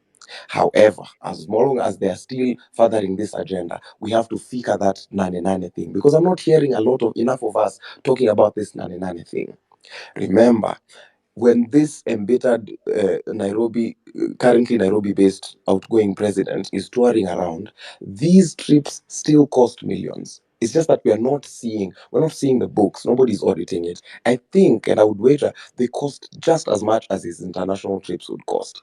He's now gone on a very, very rampant campaign trail, and we are letting this thing slide while having this infighting. Nane Nane is coming up. You've seen the way people wanateseka. Umesikia vile artists wanadharauliwa huku nje. Umesikia vile watu wanadhulumiwa huku nje. Women are still getting raped in those informal settlements or slums. Men are still being shot like dogs. People in the slums are still going hungry. But watu wamekaa hapa chini in a chamber, in a parliament of baboons, where people sit down, interview each other as a round table chama. It's capture harvest. They go and just pick from public coffers as though they are taking an unsecured loan from a sacco. Na wewe umekaa hapo, hasira yako inapungua, unakaa chini, you have the guts to think you can question the movement. You think that we will get another moment where we will give this system shock therapy like this. It's never going to happen if we don't follow through with it. It's never. You've seen the effects it has all across Africa. So ukijaribu kuacha hiyo hasira yako ishuke, nitakukumbusha net worth ya our CSs. Unakaa hivi chini, ukumbuke you're a peasant, you're a pauper. That's why you're on this space. If you had anything, you would not be on this space. Even the people who we think have money who are on this space, they have nothing. They're trying to gather more information on how best they can screw you. Na wewe bado unakaa chini, you think you have moral high ground to call out what this movement is.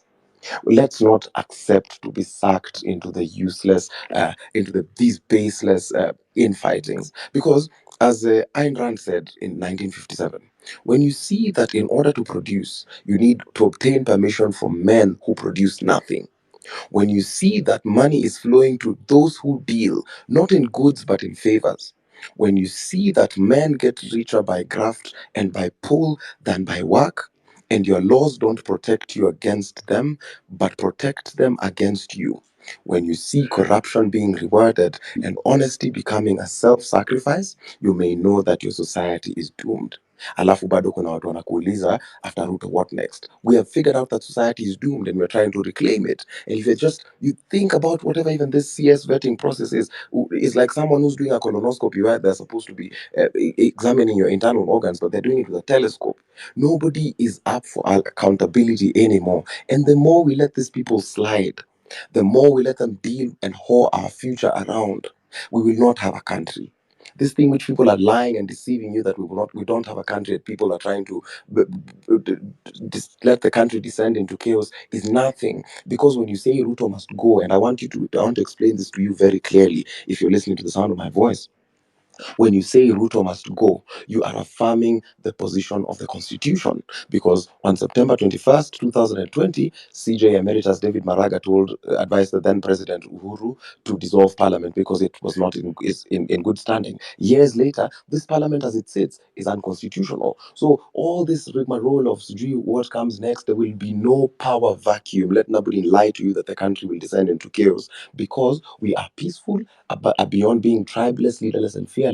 We are also not, as I keep on saying, we're protesters, not rioters and looters. Nobody should lie to you that the country will descend into chaos, because what the president knows very well, if you read the Constitution, you cannot also litigate that matter of Sijui, now Supreme Court, the president of the judiciary has said something. Now you want to litigate it in High Court. It is not a matter of litigation. You just follow the constitution. The president knows once he dissolves Bunge, we have to go into a general election, and by effect that means that he has resigned. So when you say don't be afraid,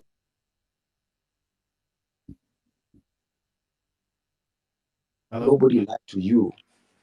Can you hear me? Let Yes. nobody Can you lie hear me? to. Yes, I can. Let me just Great. wrap it up. Let me wrap it up. Let nobody lie to you that the people are not for you. God is for us, the people are for us. And I talk as a person, nimeingia ground. Nimefanya kitu online, nimeingia ground, and everybody is ripe for these things. Toka hapo nje asira ikiwa juu, ongea na mama mboga wako. And don't talk down on these people. These people are equally as wise. They're equally as wise as we are. So in all our contributions in everything that you're doing, as we soldier up to Nane Nane, ask yourself, is this country currently working for you? And is this the kind of country you want to live in? Thanks, Amerix. Thank you very much, Kasmueli. Yes, push it beyond online into offline. Okayo, I just want to inform you that this space has been reported several times. So when you try to fetch it, you may not see it. Jamaa wanajaribu kureport left, right, and center. I don't know what you have done. We are citizens. We have a right to assemble and talk. That is our constitutional mandate to do that. So Okayo, where are you? There was a young man Okayo who is pushing civic education. Sisi kama bado tuko hapa X tunagombana, huko nje there are people doing something. They are talking to mama mboga, to whatever, boda boda, kwa matatu, everywhere. They are talking. They are telling them, look, this is why we are agitated. This is why we are not happy. This is why things are not going the way they are supposed to go. People need to be empowered with information. And that's what they are doing out there. But sisi hapa X, what are we doing? Insulting each other, demeaning each other, belittling each other, abusing each other. Something that we need to stop. We need to hold each other accountable, yes, but let us be in unity. Polo. Yes, sir. Endelea. Hata nimepoteza ni where was I? What was I saying? I was talking. I think I was talking about. I mean, my main my core reason why I'm here is to talk about minerals and also the impunity. But my business right now is about minerals. I was saying Jimmy Wanjigi should be here, and also I saw Steve Mbogo speaking about the same issue. I think it was on Spice FM. Maybe she should also tells us. Maybe he forgot to mention. Is it true that you have a mining, a mining site in Kenya and another one in Tanzania? Is that true, Steve Mbogo? I saw Steve Bogo here. The space has been having issues. I think I can also see him. Steve Bogo, are you here? I saw you. He was in the speakers panel. Yeah, he's a speaker. Maybe as we wait for Steve Bogo, we have Ruben, Papa Ruben. I started listening to Papa Ruben back in when I was still a small fellow. Joy Bringers on VOK. Papa Ruben. Thank you very much, Amerix. I was getting worried because I have another meeting lined up, but thank you for, let me just use a few minutes. First of all, I wish we had time to talk about what MC Njagi is going through, because that's a whole issue that I have so much data on. But that's for another day.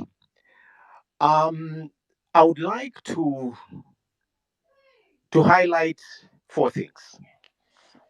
First of all, I would like us to understand that what we are dealing with is an enemy that has not been understood by Kenyans. And we need to break it down so that the amount of anger we put in this thing is maximized. Now, if we want integrity and somebody does not work on it, if we want accountability and somebody doesn't like it. If we want a lean government and somebody wants an expanded one, if we want to live within our means and someone is teaching his people and living extravagant, then we have a real enemy of our country. If we want the sacking of the entire cabinet, as in let them go so we can have a national uh, representation on meritocracy, then we have a reshuffle of cronies. And worse still, you have the so-called opposition brought into government as if to mock citizens. It's like mtadu tunaenda kufanya hivi, and that's what we want to do. You can do nothing about it. We know that parliament is an appendage of the executive. That we know. We know what they have done to us in this country. I mean, the fertilizer scandal notwithstanding, they can mock us that way, and money will change hands, and one way or the other, parliament will remain what it is. So when we see the so-called vetting, and we actually take time to listen and even comment, I'm wondering, honestly speaking, what are we even commenting on? We already know this is a rogue system. We know it's a rogue process. So we need to come to a place of reality where we really understand our enemy. And we must come together and go to the root of the problem. You know, I want to say this. Many of you view me as a musician, and so you read me in the light of a song. And you view, some in fact view me on the basis of disability, all of that. But I need you to know that I graduated from university at the same time as Ruto. He was at the University of Nairobi, I was at Kenyatta University. We are 9 months apart in birth. And so I have been around and I've been looking at how this country goes. He goes into business, I go the other direction into my professions and other things. And we come to a point where even with systems of education, we all know what worked and did not work. We know what this country needs to be. And so when you see me angry, I'm not angry because the Gen Zs provoked us to look at these issues. I've been angry for a long time. If you go to my videos, I've been speaking against Uhuru Kenyatta and Raila, especially from 2018, the BBI stuff. So I don't come into this the way you view me as a singer. I come as a bona fide citizen. And for those of you that think I'm from Rwanda, I'm from Bunyore. Kigame is from Bunyore in Vihiga. So I'm a citizen of this country. And I may be a singer, but I'm a PhD student right now. So it's not lack of education. It's not a pity party thing. I'm in this because I'm genuinely angry and I want Ruto to go with his entire system.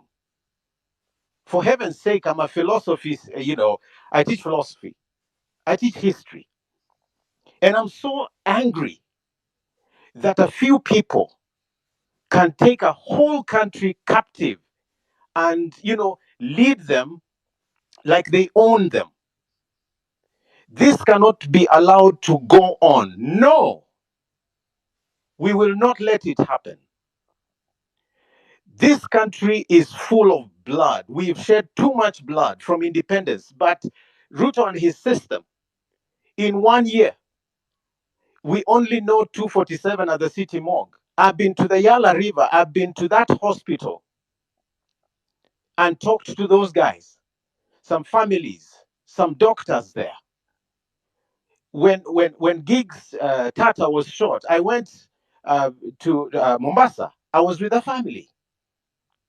I was at Kenyatta Hospital visiting with those who were shot, who were injured. We are not dealing with a joke. Citizens have been murdered by this country, by this government. In my private time, I talk a lot to people in the security docket. I have policemen who are my friends. When somebody tells you they have, they are given like 17 to 18,000 a month, of course, it sounds like a lot, but that is what they have for rent. That is what they have for food. That is what they have for the school fees of their children. That is what they have for transport. That is what they have for everything. And they're living in squalid conditions, mabati structures, like the officer said, some of them leaking. I have friends in that state. When we talk about a few people living like they don't belong here, friends, I don't think we are angry enough. I don't think we are angry enough. Don't waste your time looking at what businesses they're doing. Those children have money that can last them like 17 lifetimes. As people go hand to mouth and sometimes without anything in the hand to take to the mouth. I have people who inbox me not having eaten for 3 or 4 days. And I'm not paid enough to be able to have something go around for them. I'm talking to Uber drivers that are being harassed like crazy. Kenyans, if we allow these guys to, consolidate and kill the spirit of the struggle, we will be very bad losers. So let me just give a few suggestions. First of all, I really think that union leaders, those that are organized enough in groups that are suffering, need to come together and re-strategize a non-violent approach that succeeds our demos. We need to find a way of bringing this government to their knees because they are using our resources, our taxes, to stay in power and harass us. So maybe if we identified certain businesses, certain services that run because of us, and we withdraw for a day or two or more our monies that go into that, whether it's just keeping our cars at home or border borders, so that we don't fund their petrol stations. We need to come to a point where we do more than go on the streets. And I'm not saying this because I'm not going. I'm blind, but on Thursday, I will be on the streets. And like one colleague said earlier, if we perish, we perish. I've been on the streets in Eldoret. I've been on the streets with the doctors in Nairobi. I've been on the streets in Mombasa. So if for me as a blind person, I can go on the streets, kwanza tokezeni twende. I need some of you, in fact, to show me which roads we're using. But we must come out. We really must. To say no to being treated like animals with a don't care, detachment, don't care attitude. I will not take it. I will not take it. Wanajua mali naishi wanikujie. Wanikujie. And for most of you, you might know it. I'm a very easy target. Wakuje.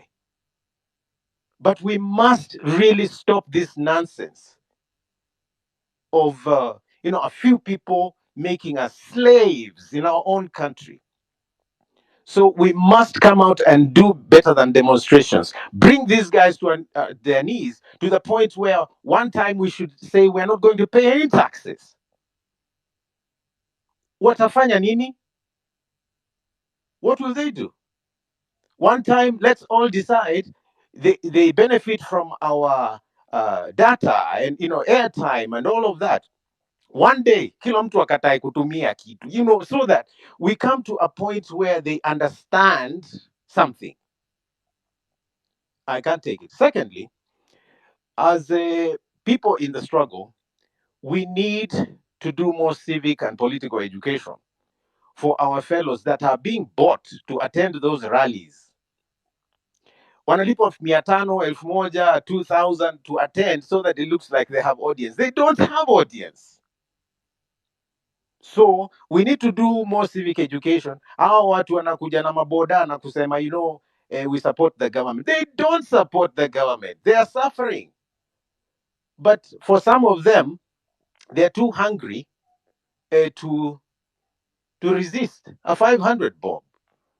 So we need to come to a point where we ourselves educate each other and talk to one another beyond these spaces and show them the uselessness and the price of betrayal. I think we need to do more.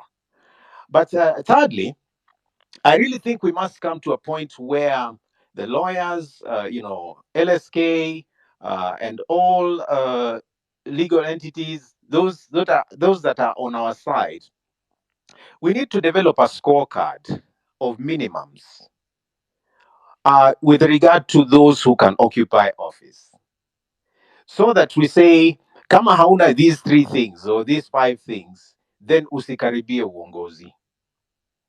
Because we have cheapened leadership in this country, so that it's only the politicians that can exploit that go into office. That's why they can vet these guys, and they're rotten to the core. The DPP keeps doing whatever they do to excuse them, and we just go on like nothing happens. Some people should never, never have leadership and their name in the same sentence. So we need a scorecard that we agree on before the next election, whenever it will be called. In the 2022 election, when I ran, ESCC had singled out 241 people that were not fit to hold office. Most of them made it into office. That is where we are.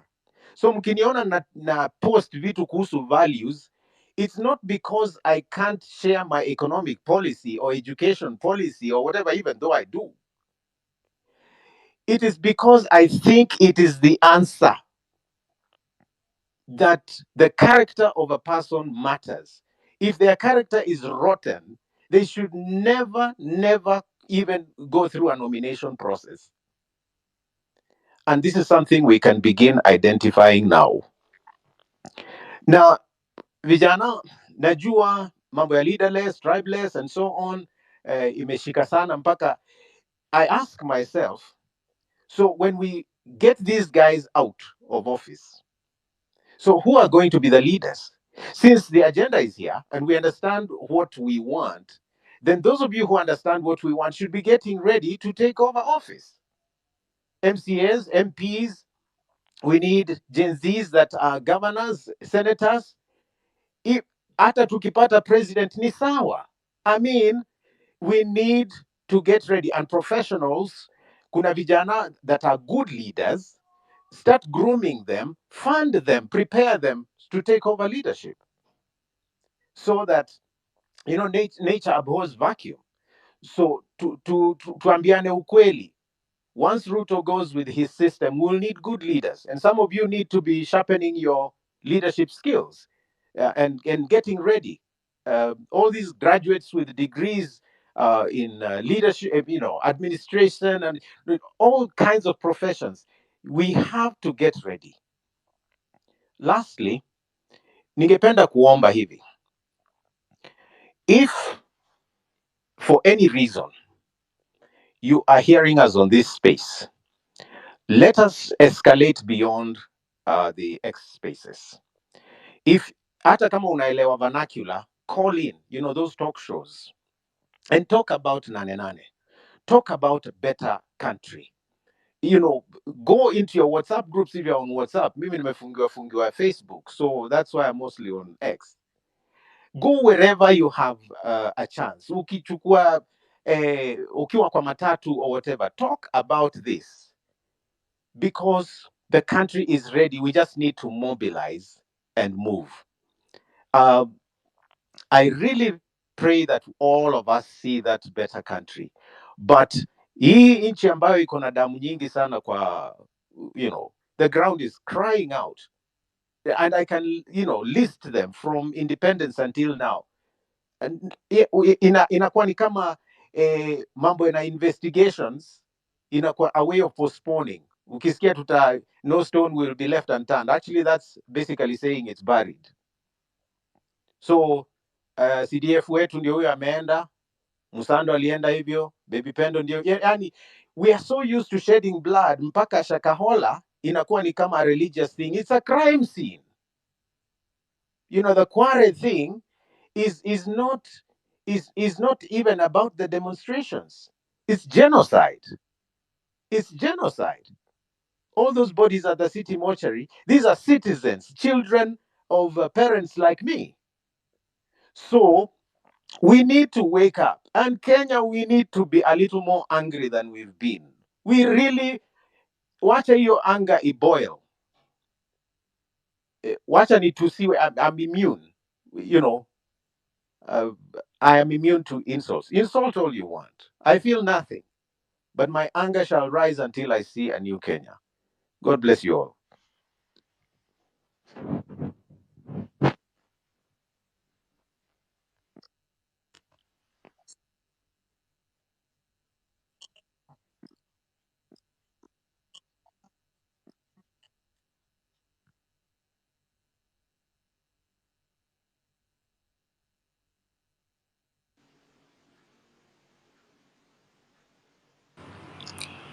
Now, I'm still waiting for Mr. Steve Mbogo to answer my question. Mr. Steve.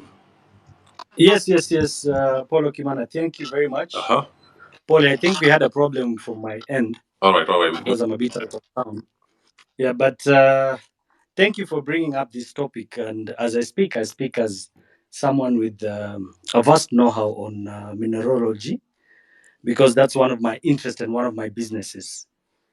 I am in active mining in East Africa, not only in Kenya, because you understand that in Kenya, getting the rights to concessions is close to impossible. So I've got interest in Tanzania, and right now I'm doing mining in the Democratic Republic of Congo. So when you talk about minerals in Kenya, you have to understand that Kenya is a very wealthy country in terms of our mineral deposits. And I think last time when I was invited to this space, I mentioned that we have a minimum of 970 minerals in this country. Talk of graphite, iron, copper, coltan, manganese, gold, diamond, cobalt, thorium, chromite, name them all, uranium, zinc. Kenya is a very wealthy country. And I based my conversation last time based on the formation of minerals. And you're told that minerals are formed due to changes of temperature and pressure in the ground. And we are so lucky as a country. We have so many areas that have these activities in the ground. And that's why we have so much minerals in this country.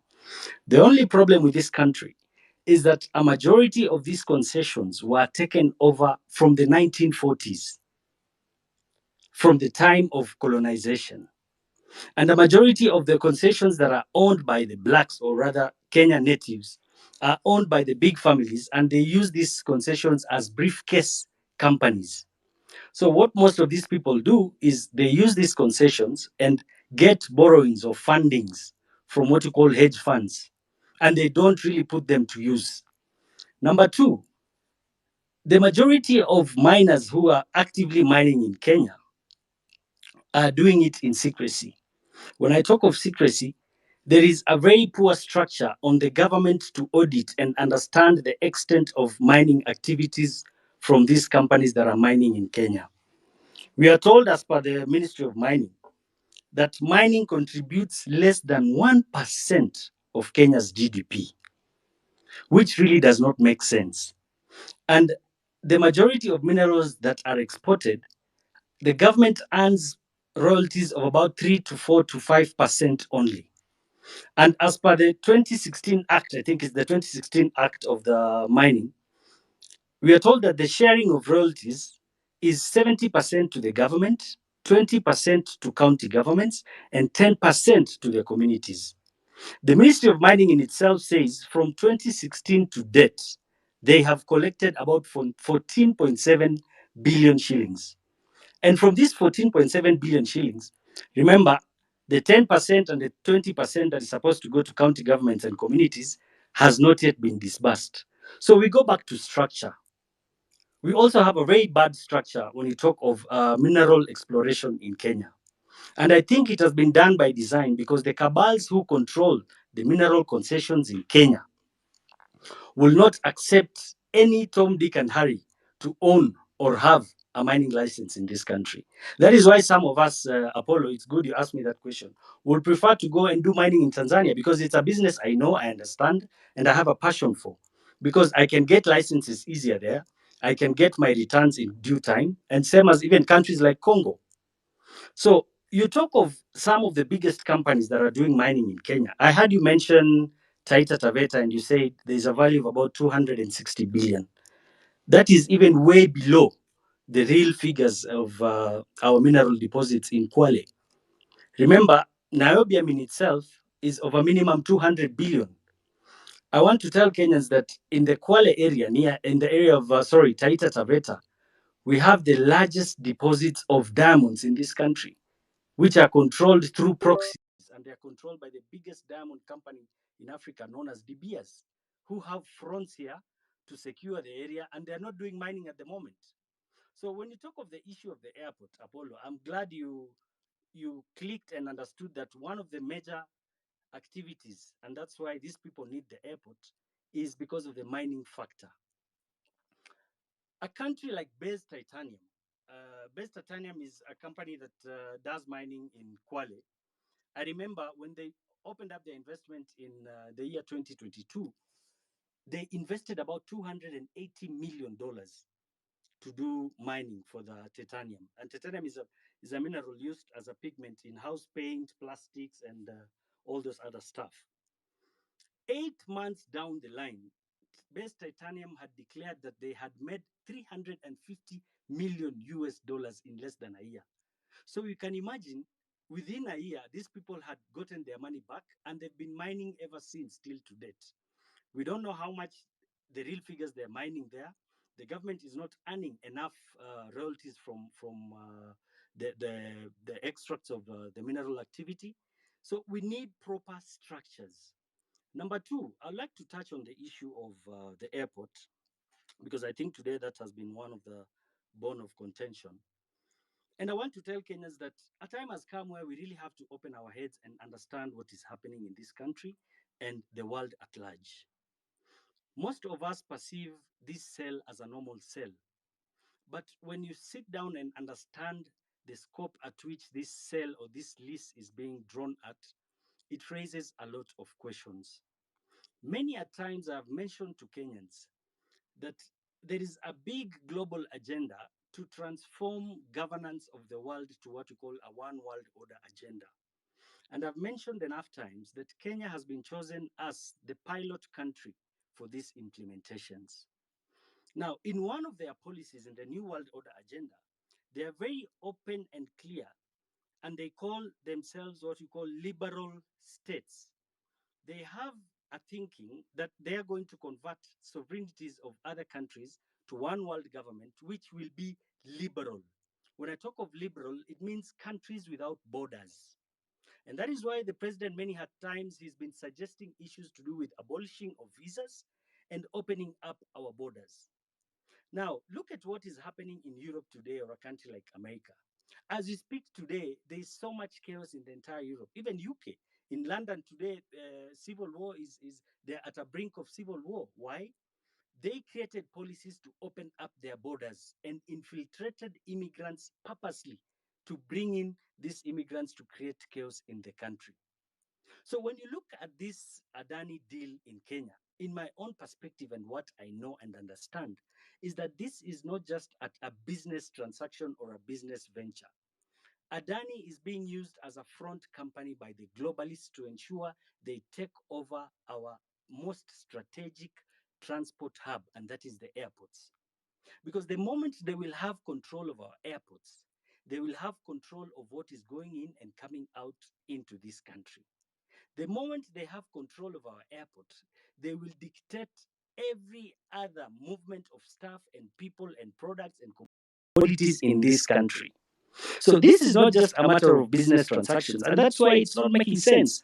How can people propose to invest an investment out of 100%, which is about 2.5 billion?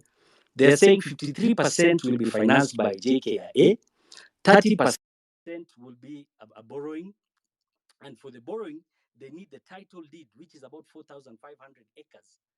So in basic terms, it is total control of the airport. And the reason why they want to take over that title deed, that is in the essence, in case there's change of governance, there is no way we can take back our airport. Now, Kenyans need to understand that there are so many activities happening in this country that no one is speaking about. One of the biggest activity, and it is the biggest business in the world today, is not drug trade or ammunition trade or contrabands. The biggest thing happening and the biggest business happening in the world today is what we call human trafficking. And it is very sad that Kenyans are not discussing this issue. Today, as we speak, Kenya has been named as a conduit of child trafficking, a destination, and a source of child trafficking. Human trafficking is done for various purposes. Number one, for what we call forced labor, or basically labor. There's what we call sex exploitation. Number three is what you call adrenochrome. I don't know if some of you understand what adrenochrome is. Adrenochrome is a chemical compound produced by oxidation of adrenaline. Now, scientifically, it's been proven today that adrenochrome from young children have stem cells that reverse what you call aging. And that is why we've been seeing so many cases of children being abducted in this country. Many a times, every week in the news, you'll see news of children being abducted or being intercepted in the process of trafficking. But no one is speaking about these issues. So I want Kenyans to understand that the other factor of human trafficking is what we call organ transplant. Today, as we speak, Kenyans, I want to let you know that organ transplant and trafficking business is one of the biggest businesses in the world today. A simple organ like a liver will go between 150 to 550,000 euros. So that's about 60 million. A normal functional kidney will go up to about 27 million shillings. Talk of an organ like the eye cornea. Eye cornea will go up to about 2 million shillings.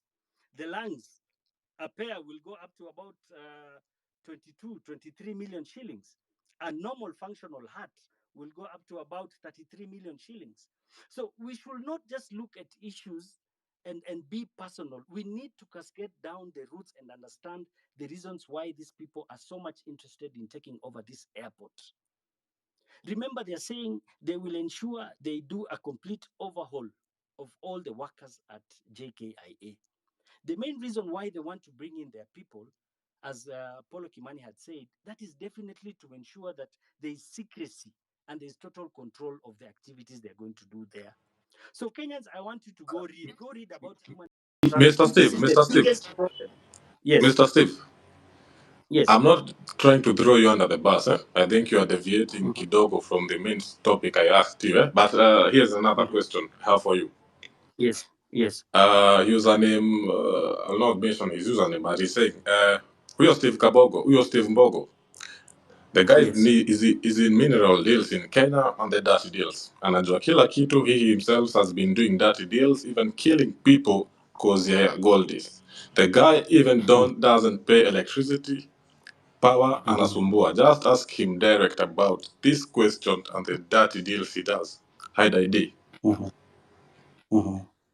That's the question. So I think that is a nonsensical question to ask me, and the fact that it is a hidden ID.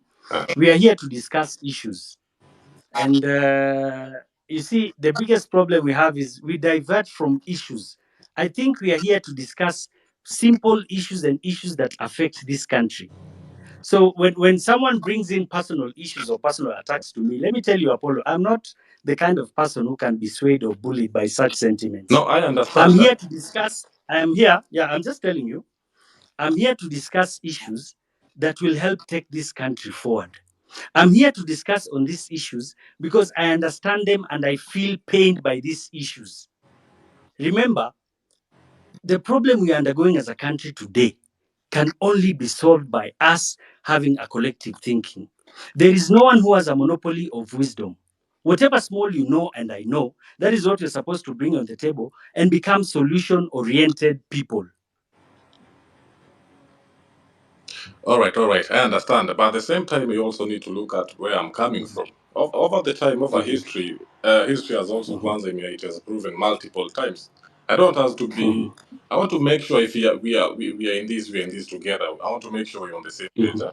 I don't want us to have Exactly. to be in a situation where, over the times I've seen, after the aftermath of this freedom fighting, the aftermath is usually now the people who now have you ever read this book called Kidaga Kimemozea? It's a book by Ken Olibora. Now, when these people fight for freedom, wanapigania uhuru, the aftermath is actually the people now they have decided to that these are the guys we see fit for this job. These guys come back and bite them in the ass, real bad. Yes. So I need to make sure. Kama this is Steve Mbogo saying this. Okay, he's saying this. Is he talking the truth? Yeah, I'll tell you, Apollo Kimani, and you need to understand. I'm someone who's been in the political space for some time, and I'm a purpose-driven person. I vied for Stare's seat in 2017. I did not make it. I had the position and the power to vie for the seat last year. But I decided to step back and I supported someone who I thought and in my own thinking would do better than I could do for the country. So for me, it has not just been about me. And I'll tell you, I'm not doing this because I need any political seat, Apollo Kimani. If you can do better, count my blessing and my support 100%, socially, economically, and politically. For me, it has never been about me. Ask the people who know me. I've been in leadership for the longest. I was the patron of Kenya University Students Organization for about 5 years. I have raised a crop of leaders who I'm proud of. So it is not about me. I'm not campaigning. I'm speaking about issues that are affecting this country. And I have said again and again, if we have people who can take this country forward, Apollo, I'm a businessman.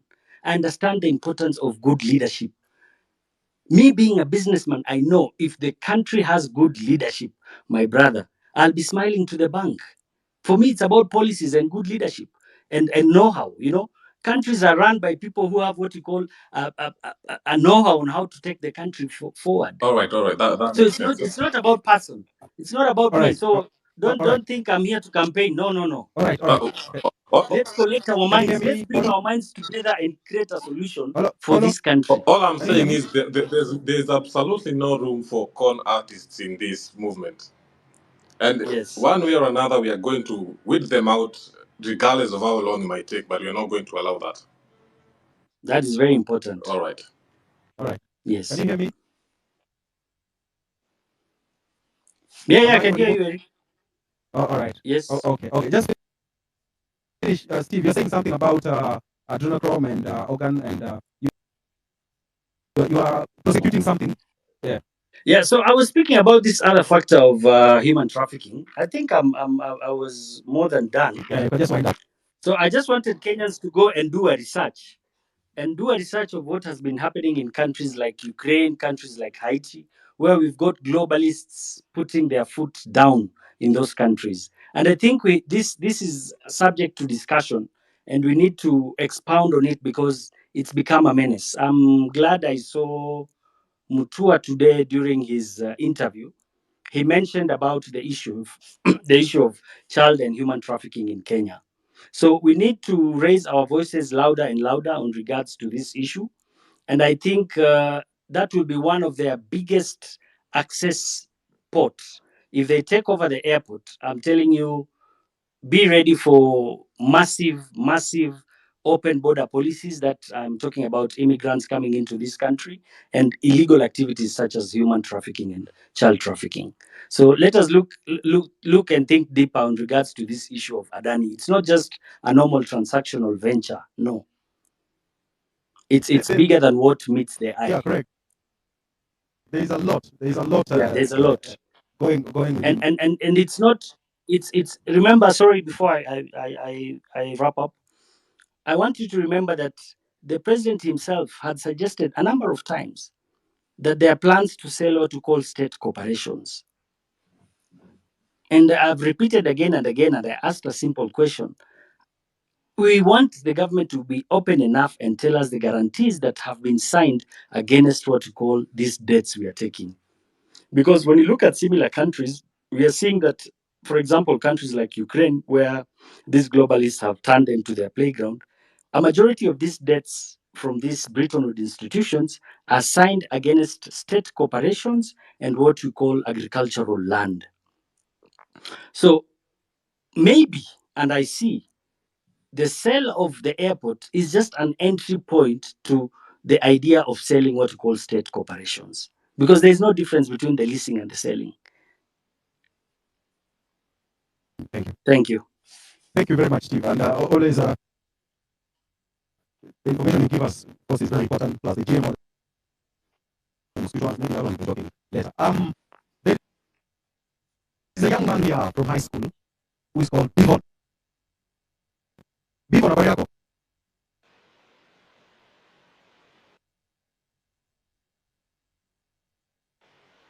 Bivon.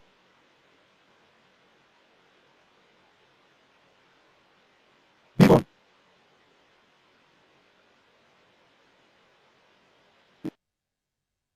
He says he's a high school student and he has something he wants to share. I don't know what it is he wants to share. Bivon.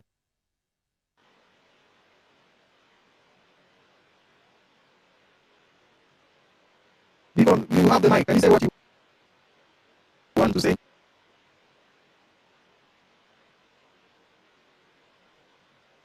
Okay, Mary, take it over. Can I speak? Yeah,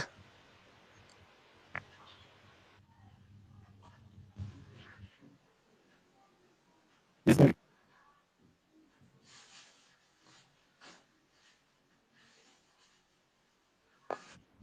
Eric, can you hear Yeah, me? go on, go on.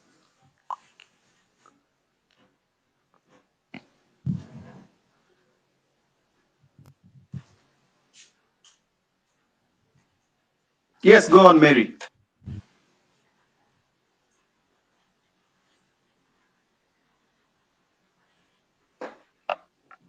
Hello, Mary, go on. We are listening. Listen.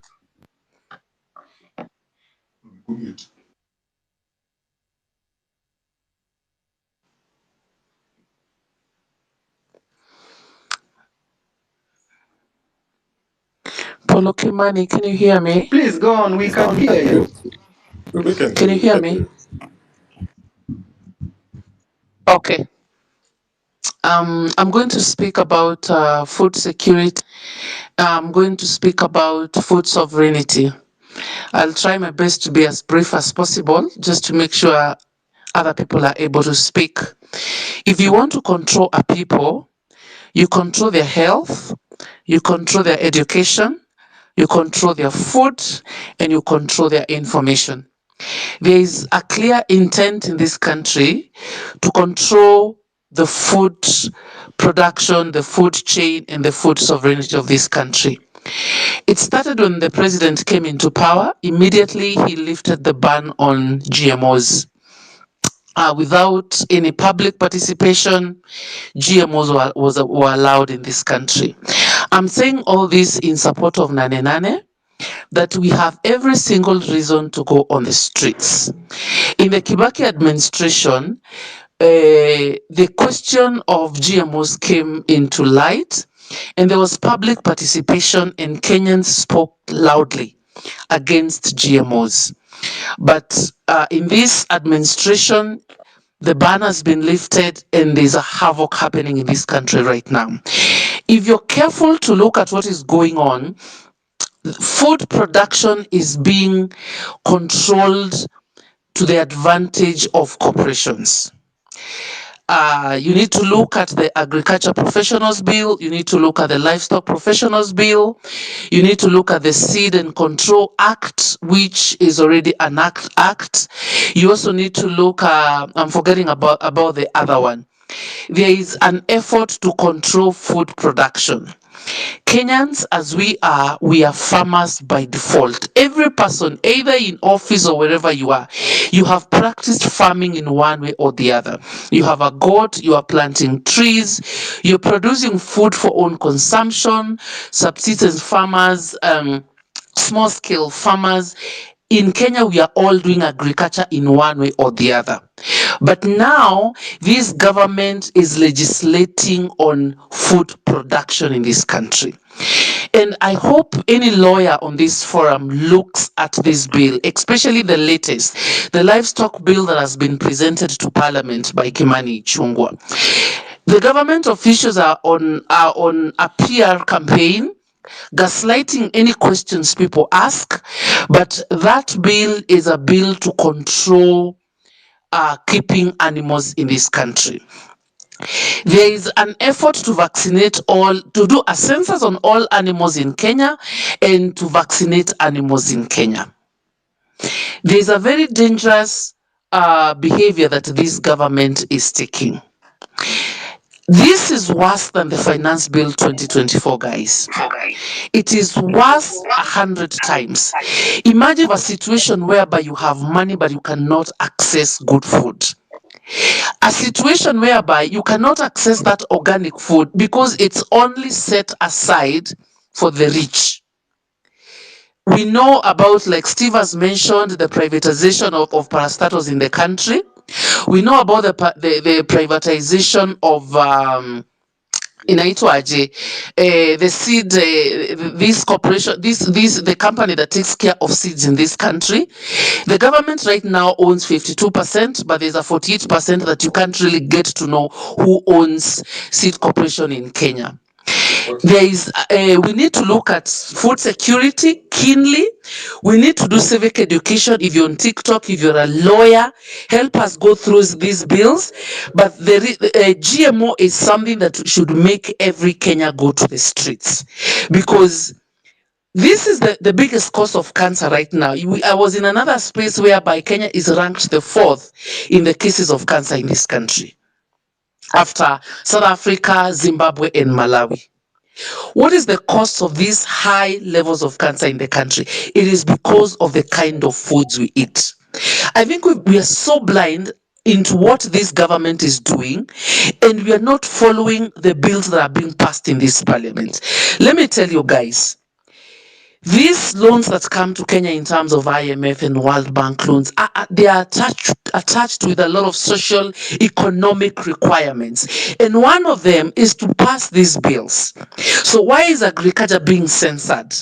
So why are they not passing bills on things like engineering, architectural? Why are they not controlling any other profession? They're just keen on controlling agriculture as an activity.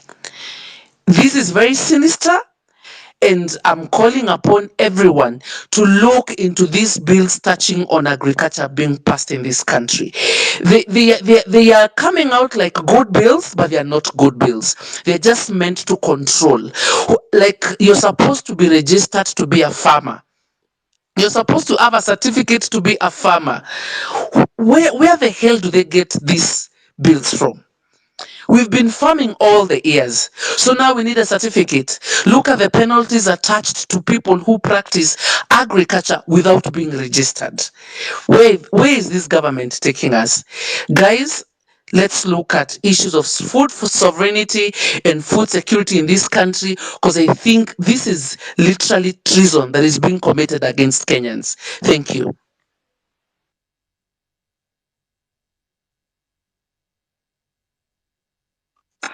All right, my network is very bad. So Joshua Okayo.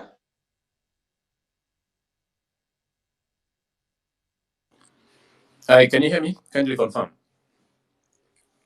Yeah, we can hear you. We can hear. Just go on. Thank you. My name is Joshua Okayo, and I think I was called to this space because of what I've been doing in the past 2 weeks.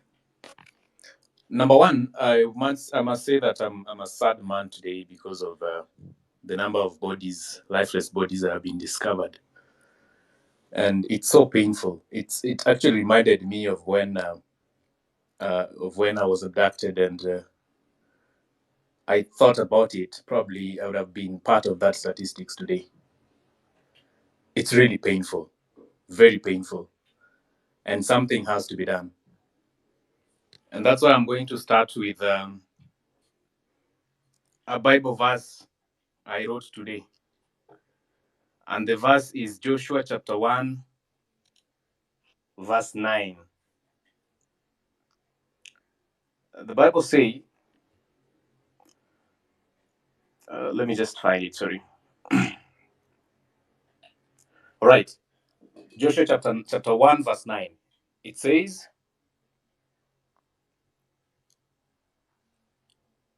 have I not commanded you? Be strong and courageous. Do not be terrified. Do not be discouraged. For the Lord your God will be with you wherever you go. That is Joshua 1 9. Thank you. I also want to follow that with a quote from Martin Luther King that protest is the language of the unheard. Friends, over the past 2 weeks, I realized that we have been having conversations on Twitter, on X Spaces, sorry.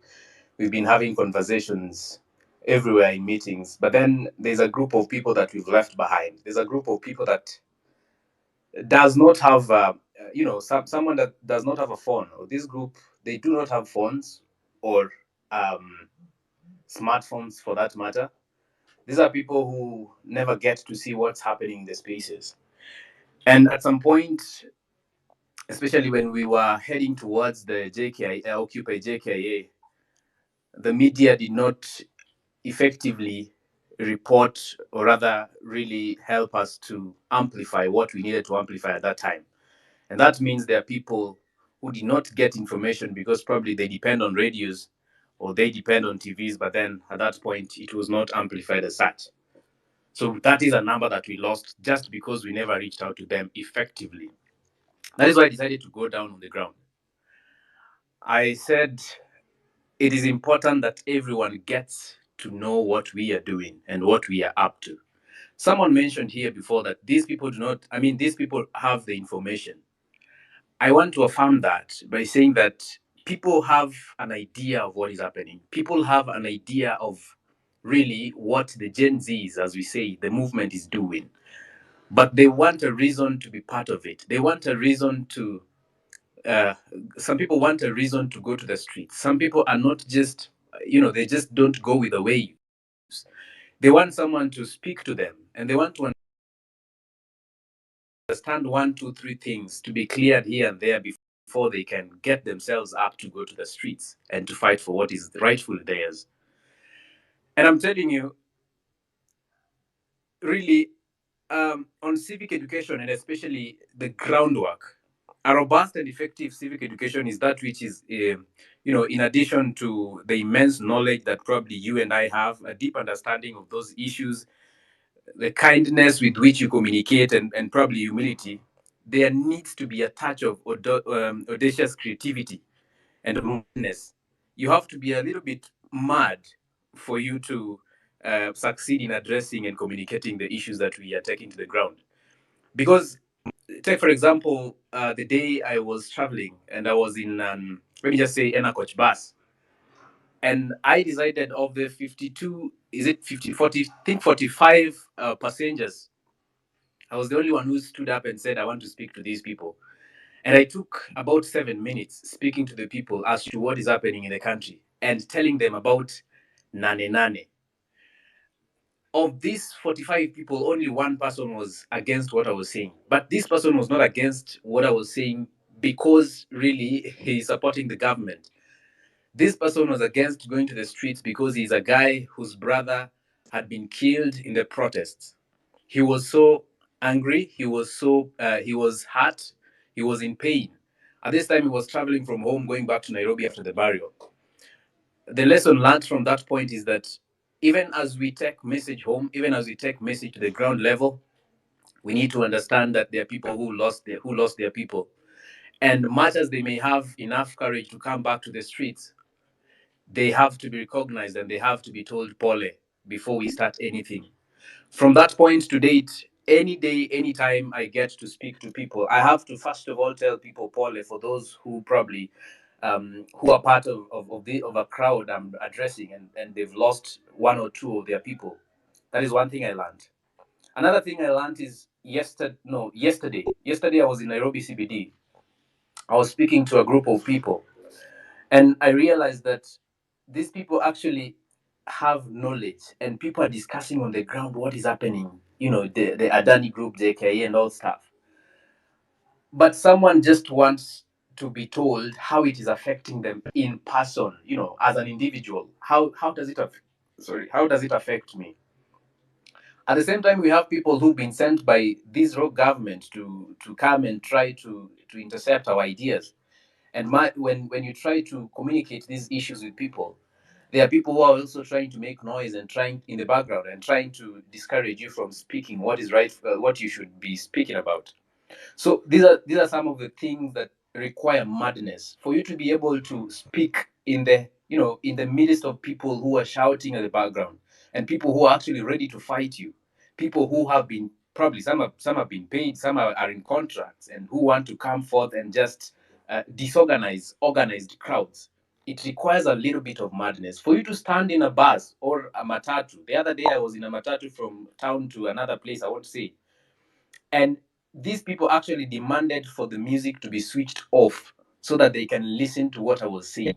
It really tells you that the ground understands what we are doing. It people just need a reason. People just need to be whipped. People just need to be told that, look, it is time. We need to build the rage. We need to make it the conversation. We have had all the ideas. We have had things about punitive laws. We've heard about the issue that are affecting Kenyans. I can speak about so many issues. University fees. I can talk about the university I went to, University of Nairobi. I paid 26,000 every year. Right now they are paying, I don't know, in hundreds of thousands every year, academic year. I paid only 5,400 for accommodation. Right now they are paying, I think, 39 or so thousands every year. I mean, every semester. We can talk about the acts and everything. We can talk about the carbon credits and people adopting forests, Rachel Ruto adopting forests, and we know what is behind that really. We can talk about the livestock bill and the punishment for any offense committed within that act. 500,000 Kenya shillings or 1 year in prison. I mean, for a normal Kenyan. You understand? Really, these are the things we need to tell people. These are the things we need to communicate even as we do groundwork. Now, ways of doing civic education are so many. Me, I've done matatus and buses and markets. I've done border shades.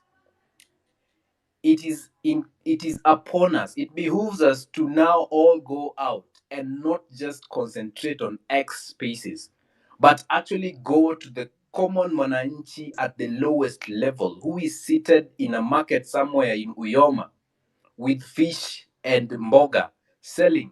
Talk to them, understand first where they're coming from, understand really what they've had already, because again, you need to know what they've had. You might be going and imposing your ideas on them, and there's something they've had before. So get to know what they've had before. Then after that, now build on that conversation. Let us go to markets. Let us go to border shades. Let us go to churches. Actually, you go to churches, talk to the priest or anyone in charge before. Let them know that this is my agenda. This is what we are doing. We have only 4 or 3 days left to have the biggest protest day in Kenya. Let them know that, look, all of your voices are needed, and if you don't give me a chance to speak today in your church, then even God might deny you a chance to get to heaven. Let us go to bonding and team building activities. Those who are going to have team building activities between today and Wednesday, let us go to those spaces, mobilize people, parties and ceremonies. Kuna watu wako parties leo usiku. Let us get to them. Let us get to I know quite a number of universities are closed right now, but this is a war that is not ending today. So even as we proceed with the war, coming September, October, let us get to universities and colleges, because I have a very credible information that there are certain university leaders or student leaders who are paid to mobilize people to have event on the day you are supposed to go to JKIA, so that these students are more consumed in their events, that they don't get a time to come for the protest. So this government is using every way, any way, to try to thwart our energies, to thwart our efforts. And this is the time that we must rise up, everybody and anybody, to speak against impunity. Let us go to TikTok. I have actually, recently decided to know how to use TikTok pretty well, because I realized so many Kenyans are following stuff on TikTok, and you can see the feedback. The feedback is that, look, we are behind you. Let us do it together. Let us go all out and convince our brothers and sisters that this war is for every Kenyan. And one thing that the people of Kenya don't really resonate with is the fact that we are making this war to be a war of Gen Zs only. Let us say this is a war of Kenyans. Yes, the revolution was started by Gen Zs. It has been led by Gen Zs for a substantial amount of time, but it is time that every Kenyan comes out and speak against the ills and the things that this government is doing. Now, finally, I would want to make just a message to any police officer or defense or members of the defense forces who are listening. Yes. Look, we are your brothers and sisters, Mm-hmm. and we are not against you. We are fighting for something that is going to benefit everyone, including you. We are your brothers and sisters. You are our fathers. You are, everything. Please, you've seen what have been done in other countries. Come together. Let us join hands and let us speak to the truth. For our religious leaders, especially Supkem of today, said that we should suspend, or rather we should halt the Thursday protests. I want to tell them we are not halting. We are going forth and marching to occupy what is ours. So the religious leaders, those who have not spoken, please come out, be on the right side of history, and make it known that you want a better Kenya. Make it known that at some point in 2024, you supported the people of Kenya against an illegal government. Finally, and very final, this is a just cause. I normally say when the cause is just, conquer we must. Let's go forth and conquer, ladies and gentlemen. Thank you. Nane, tunakutana. Thank you very much, Joshua. Thank you for your submission about civic education, a very important ingredient in any form of revolution of the mind, revolution of the politics of that country. Civic education, political education, that's what we have been missing here on this app. Of course, there are people who have been teaching us and sharing with us, but I know that is something that is going on even right now offline and in other apps like WhatsApp and TikTok. Thank you very much. Bivon, the student. I'm giving you 1 minute. Giving you 1 minute. Thank you. Good evening, everyone. My name is Bivon. I want to make my submissions. Actually, I'm not talking about, maybe some of you are talking about maybe civil education, some of you are talking about food security, but mine is just mobilization. As a high schooler, I want to tell you that nane we will be there. We've seen things on social media. Some people saying that the government is worried. Some of us will join. Not some of us, actually. We will be there because the government has messed up our lives. Not only the lives of the comrades. Let not the song be that the comrades are the ones who will be in the demonstrations. We will be there as high schoolers. As a person, I've taken that responsibility to mobilize my fellow students, my fellow age mates, my fellow schoolmates. I've taken a responsibility, and I'm sorry to say this. Sorry to the teachers who are listening to this. Sorry to the parents, but we have to face this thing. We cannot continue fearing. If we fear, we will not achieve. And if we quit this, we will not achieve what we want. Because one philosopher once said, quitters never win, and winners never quit. So we cannot quit. We are almost there. Let's not celebrate of these small things we've achieved. We've achieved the maybe we've achieved the going to parliament. That is a small thing, very small indeed. So we should not be celebrating that at least Gen Z has achieved. No, we've not achieved. Our agenda is that Zakayo must step down. That is it. And some of us in this space might be asking ourselves, why are these students demonstrating? They don't have maybe mere reasons. We have the reasons. Some of us are here on social media. Some majority of the students are here. We follow Cyprian. We follow Cornelius Rono. We follow these people. They educate us. We know what is happening in the country. It is not that we don't know what is happening in the country. We know.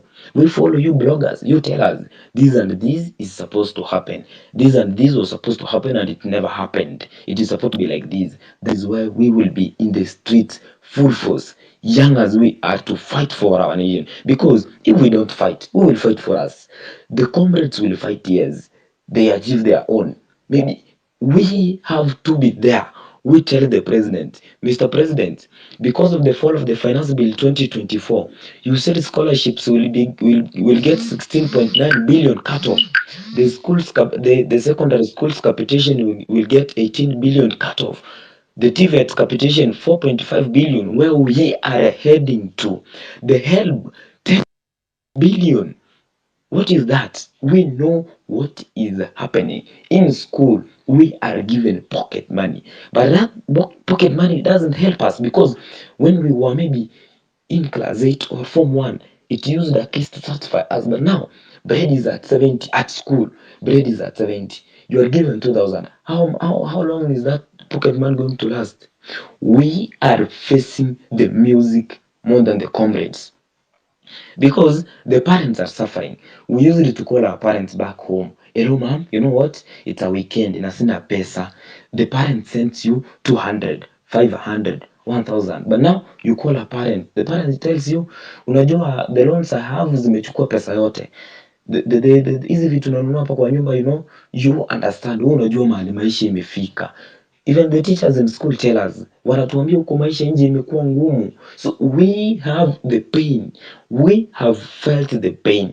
So I want to tell you guys that nane, don't be shocked if you see us having our own t-shirt, because as I've come up with my own groups, my Telegram groups. I have Telegram groups for only students, that we discuss on how we are going to come out, so that we can tell this Zakayo, you know what?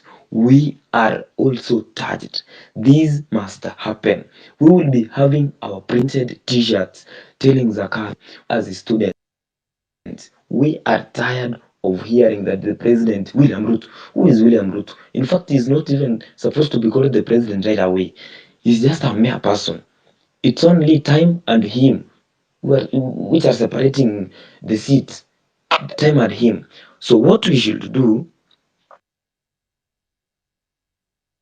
is not fear. And I want to say this without fear of contradiction, that I as a person, nitakuwa mbele. I've been the front line, fearing nothing. If I die, anyway, death is there. The Bible says, the hili, siku ya kufa ni bora kuliko siku ya kuzaliwa. So why should I celebrate a birthday, a mere birthday, yenye nimeshindwa kununua keki? I will die for this country, and the country will be liberated. Country itakuwa sawa. People will be living their lives. This dictatorship must end. We cannot be dictated now. We can't be dictated with educated fools. Yani, I wonder. It's like now, this government is playing with our minds. Ni kama, now, let's take an example of Manchester United as a team.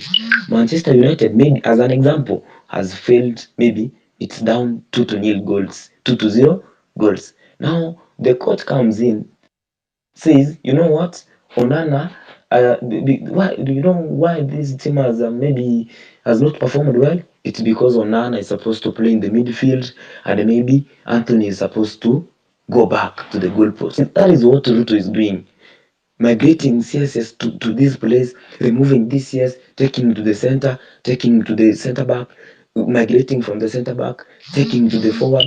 They will do nothing. That is playing with our minds, mind games that we are in fact out of.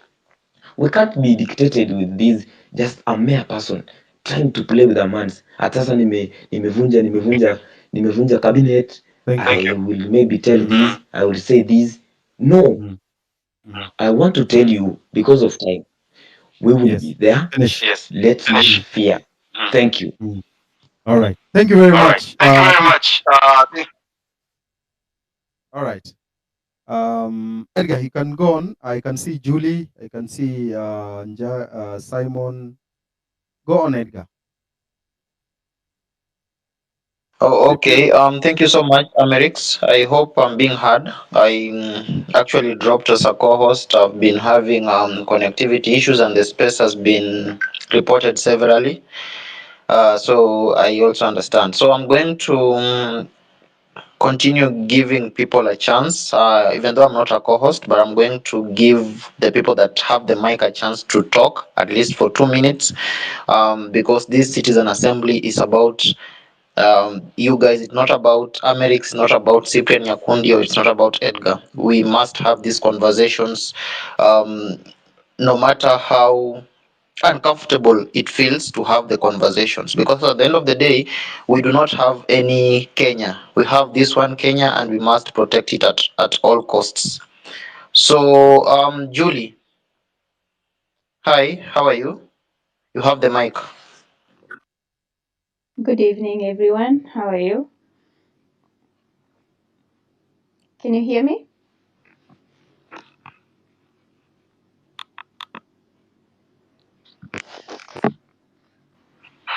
Yes, we Hello. can hear you. We can hear you. Continue. Kindly continue.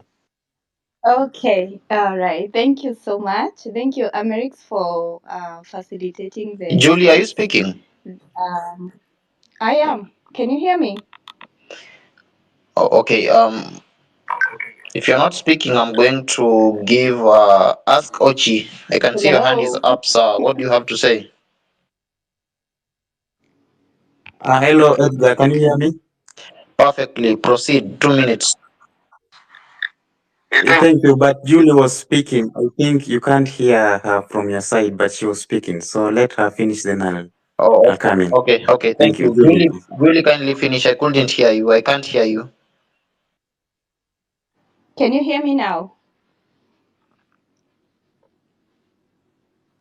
Okay, I will continue. Thank you, Amerix. Thank you to every Kenyan saying enough is enough.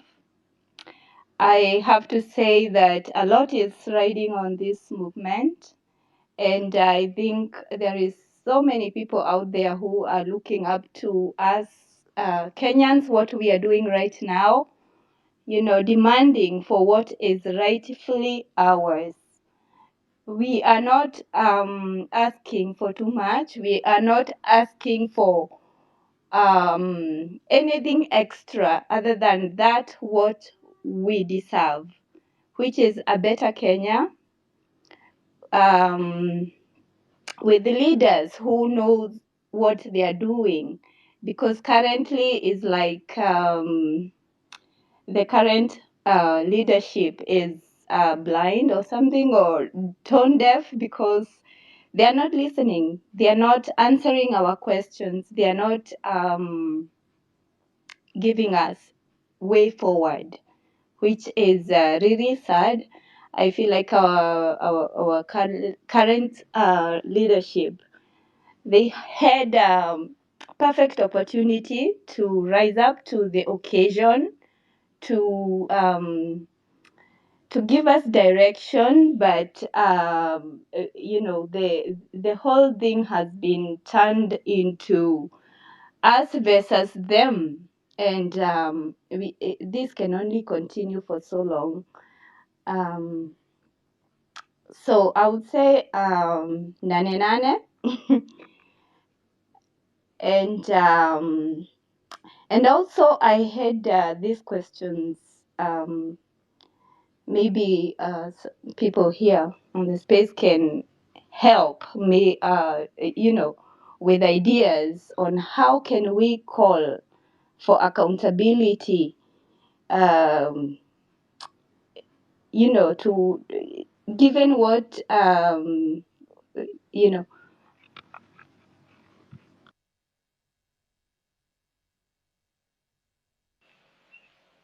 I hope Julie is done speaking. Can you confirm that, Cyprian? All right, pick someone else, please. Let's continue. I Okay. think she's done. Okay, thank you. Ask Ochi, you have the mic. All right, Edgar. Thank you so much, brethren. Thank you so much, the Gen Zs who are here. Thank you so much, the host Eric, for giving us this platform to air out our views. Now, for me, I have a reason as to why I will be going on the streets on Thursday next week.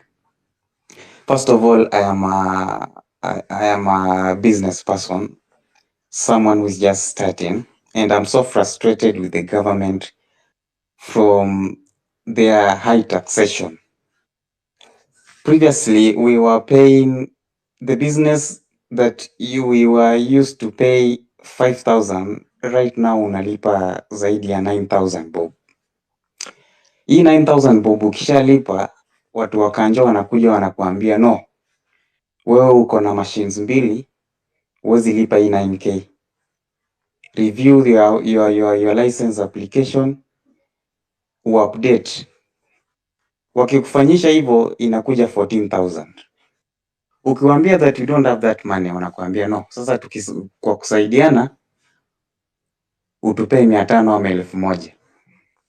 They will again come after 2 days. If you don't have that money, unawatumia hiyo 1,000 ama 200 unawapea. So inakuwa inakuwa ni kama unafanyia kazi hao watu. So unaamua unalipa hiyo 14,000. So since that money inakufinya kidogo, since we ni mtu unaanza biashara, una decide acha nitafute ka fridge, at least niuze juice isupport your rent. Ukitafuta fridge ulete, wanakuja wanasema sasa wewe sasa ushakuwa na biashara mbili. You have a mini cyber and you have a fridge. So this fridge is also taxed. So again you go and review. Una update tena hiyo license yako. So unapata unalipa pesa mingi sana kwa government to a point you go at a loss in the name of paying taxes. So that is the major reason personally as to why I'm supporting Nane Nane and Ruto must go. It is so devastating. And also guys, niko na majamaa wangu ambao they are worried because you know guys, most small wigs they have a reason to worry because wakienda streets na wabambwe, jamaa kuwaongelelea si rahisi na inaeleweka since they are small wigs, na wanaogopa sana, especially those boys, those anonymous boys in outbacks. So I was requesting Edgar, Eric, Nyakundi, we discuss a strategy of how we are going to demonstrate so as to reach this goal of stick together or be scattered and perish. What strategy are we going to use to stick together ndo maboys wetu wasibambwe? Because people are in this, people understand what is going on. The only thing they don't have is a directive and a strategy to use to demonstrate or protest. The other day I was KOT Sonko at TUM and we were talking to a few comrades.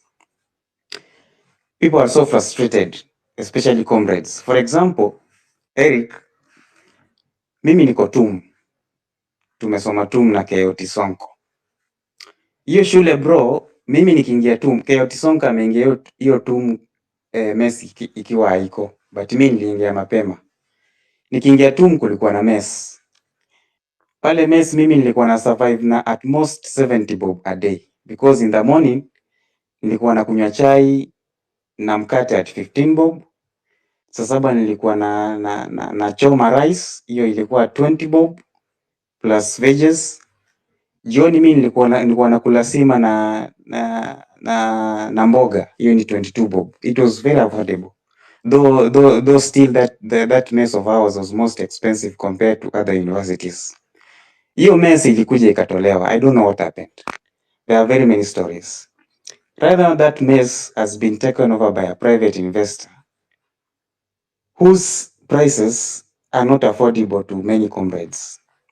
From the statistics, most comrades walishindwa kustahimili hiyo survival, and therefore they dropped out. As you can imagine, Edgar, I had a roommate, siwezi mtaja. That guy tulikuwa tuna survive na yeye. That guy angetumiwa hata 300 a week ama hata 200. So you see hiyo 300 ama 200 alikuwa anaibajetia, ana survive nayo pale mess. Saizi food yenye alikuwa ananunua 20 bob, saizi hiyo food ni 70 bob ama 100 bob. Sasa so unaona hiyo 300 haiwezi msustain saizi. So you see such students had to drop out. And these are the many problems zenye zinaanzia huku chini, na ukiona kitu inafanyika huku chini imetoka na huko juu. So guys, we have very many reasons to go to the streets.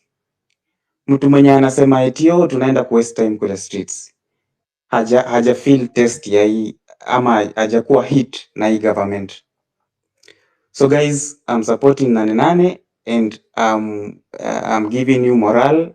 Tutoke next week Thursday to the streets. Let us air out our views. And mi usema kila siku we must be heard because we matter. Asanteni sana. Eric, tafadhali muzungumzie hiyo strategy tutatumia ndo at least maboys wengi watokezee. Thank you so much. Okay, asante. Thank you so much for that. I'm going to bring in Captain Gaira. How are you? How are you, Captain?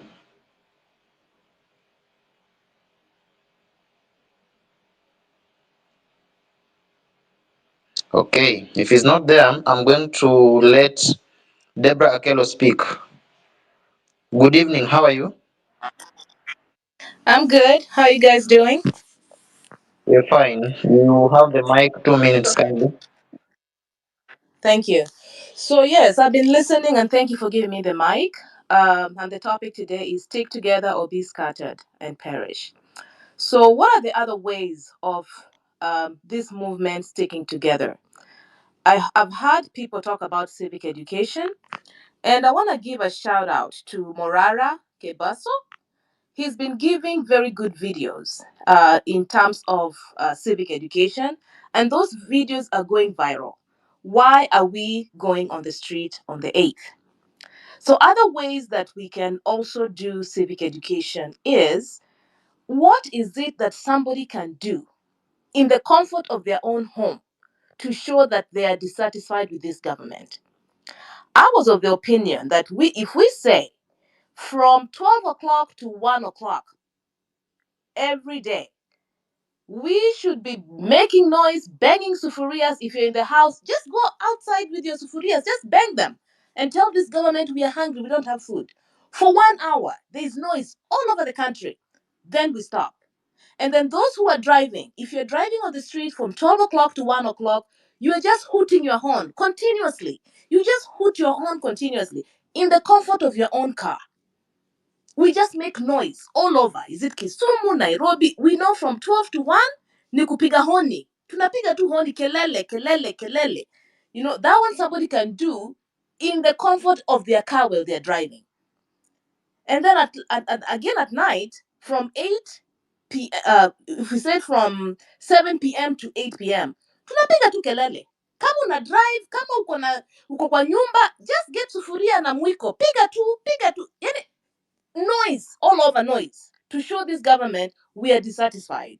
So these are some of the ways that people can participate in this protest.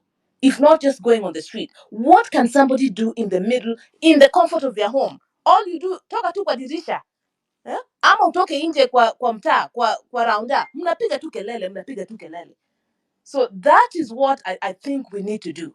We need to tell people in our neighborhood, why are you dissatisfied with this government? And if you're dissatisfied, what can you do? Kama uko market, mpige tu kelele. Just make noise. For 1 hour, you stop.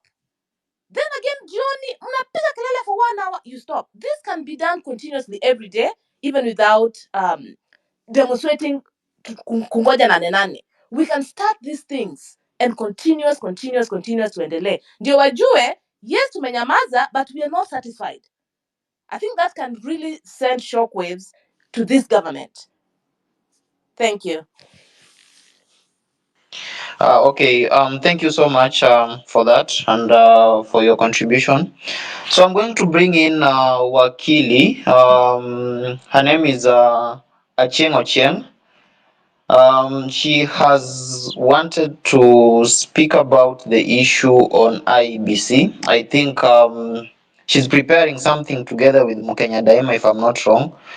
So, Madam Wakili, kindly, if you could keep it to 2 minutes, kindly. Hi, Edgar. Thank you. I'm Diana Chieng Wakili, and I'm just here to speak on IBC. And the point I want to touch on, or my points on today on IBC, will be about the selection panel that is currently underway. Just to bring you guys up to speed, some of you might not know, but there's a court order by Kalonzo Musyoka and the Wiper Party to stall the process of having the selection panel. Like he's stalling the process of selecting the panelists, the IBC panelists. And the reason why he's doing this, it's because him as himself, as Wiper, he wants to switch one of the Azimio reps to be one of Wiper reps. And true, he's part of the Azimio coalition. So I want us to come in as the youth. Right now, I've been seeing, even my mom called me, and we are being called Generation Zote. We're not just Gen Z, we're Generation Zote. And what I want us to touch on, the youth, we've really made, our voice has been heard. We went to the streets, we demonstrated, and we're still going to go out on Nane Nane. But I'll criticize, but najua tutachapanga wakali, but mi nitasema vile nitasema, wale watanichukia ni sawa. The youth, we comprise of our population is about 70%. Yeah, I'm talking about people under the age of 35 years. What I just want to put across to all of us, if we made noise and we went to the street and we demonstrated, and the people who benefited from this is Raila and his team. Yeah, they got all the CS positions, and us, it's like we were just left there hanging. They're not listening to us. It's now they've united. It's the government of Kenya versus the people, not the government of Kenya. It's the government versus Kenyans. Yeah. So my point is, if we have a very strong voice, but we need to sit at the table, or we need to have people at the table where critical decision making is being made, because there's no way that we can trust. We're saying, okay, there's selection, there's LSK, there's the parties, there's ISPAC and everything. There's no way we are still going to allow these same people that we have no trust on to have our best interests at heart. What am I saying? All I'm just trying to say right now, there's a petition that's being tabled in Parliament. Hopefully tomorrow we are working on it. And all that petition is just saying is that we want that the youth, at least youth and person of disabilities, PWD, one male, one female, or one PWD, to be part of the selection panel. And I feel like this is important because if we have somebody who is there in the table where these tumbocrats are going to make decisions that are going to influence our lives, because I've been in this space and we are tired, there's hopelessness, but we're still fighting. And especially that the numbers of 247, nilisikia number nikasikia kama nitachizi. Nikikumbuka media says the media was reporting 60. And I'm like, why was the media reporting 60? I don't know, 50 for the longest time, ikafika 61, ikastall hapo. And yet the number right now is at 247. And me, the way I know, if the number is at 247, that number has been trimmed down. If the number has been trimmed down, it means there are more people and they're still trying to cover up. And Ruto is a strategist. Tulikuwa tumemaliza, and he went and purposefully picked Raila because he knew Raila has a say. There are people who Raila will say jump and they'll ask how high. If he didn't go for Raila, I don't see how Ruto would have survived till today. But Raila came on his side, and now they've bought each other some grace period, and now they're together. But now all I'm saying is, guys, if we are good at pushing tags, we are good at going making our voices being heard, but I don't see how our voices will end up being heard, because our one voice is one kura is one vote. That's one vote too many. If we can have people, yeah, our people who we confront, three names that we confront based on that petition, so that at least as that selection panel is going on, it's just not fully influenced by people who already have a say. LSK, I have so much faith in LSK and as Faith Odembo as the president, but I cannot say I have faith in all the rest. Yeah? And by that, how many people? I've just minus one. LSK, is it one or two position? That leaves seven. So those seven are going to influence the commissioners that are going to be the ones that will handle the whole elections. So me, my plea is this. This is just the plea that I have, and even that's the petition that's being tabled has the same plea. If we could get our own people to be part of that selection panel, yeah, because we're 70% of the population, our voice needs to be heard, and our representation, we are a movement, but this representation, we need now people to represent our voices in the tables where these people are making decisions that affect us, because at the end of the day, the decisions that they make, they will affect the common mwananchi. They're making decisions for the common mwananchi, but if they don't have the interests of the common mwananchi at hand, bado tutachezwa. And Ruto is a strategist. He gave me an IBC tayari. Anaicheza, ni vile tu hatuoni. We're good, we're planning here nane nane, that is good. But what I'd want to do and going forward is we need to strategize. We need to be beating Ruto at his own game. Haezi kakuwa na to clap all the time. Right now, if we could get people to the IBC selection panel, I feel like our voices will start having, they'll be looking at that panel and then they see those three youths wako, they feel the presence of the Gen Z. But wakiwa kwa hizo room peke yao, si tuna rely, maybe at times they'll have closed door meetings. You don't know Ruto is sending who with who na bahasha gani, Mr. Bahasha na bahasha zake kubwa. All this is influence, and this influence is going to the topmost thing, the IBC. This is our bet, guys, because just imagine the rage that you're feeling right now. And we're in 2024.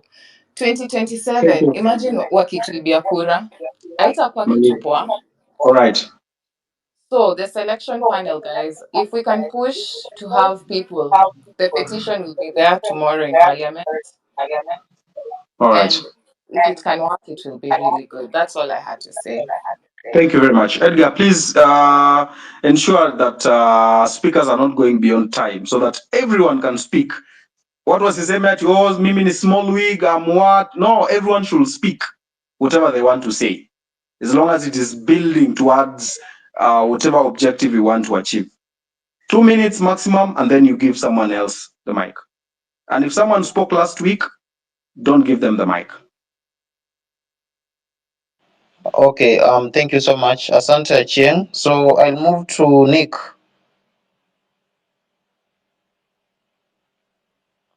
Nick, niaje? Okay. Um, let me move to AK. How are you?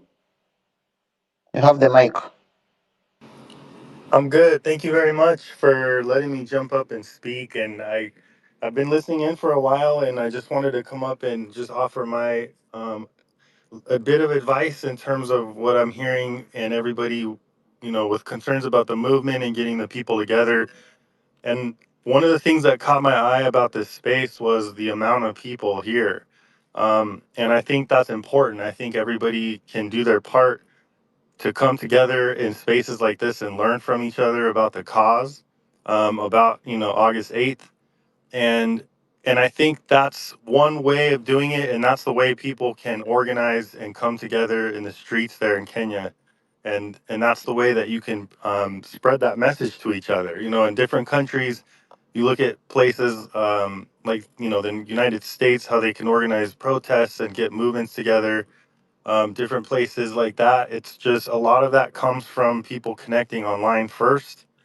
And I think it's effective when you have the momentum of the people coming from spaces like this where you have that connected togetherness, the shared beliefs and the shared perspectives, but also learning people with different perspectives that both believe in the cause.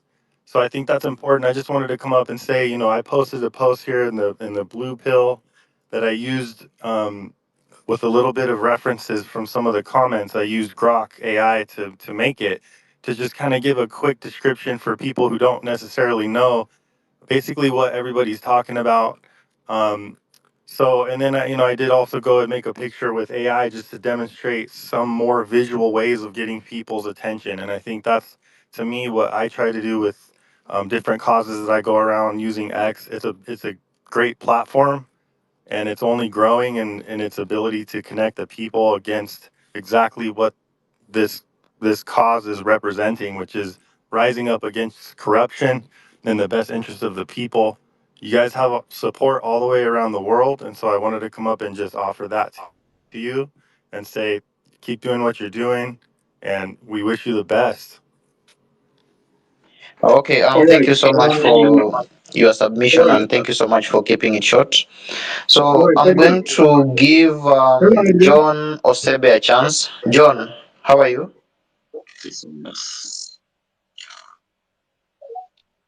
John?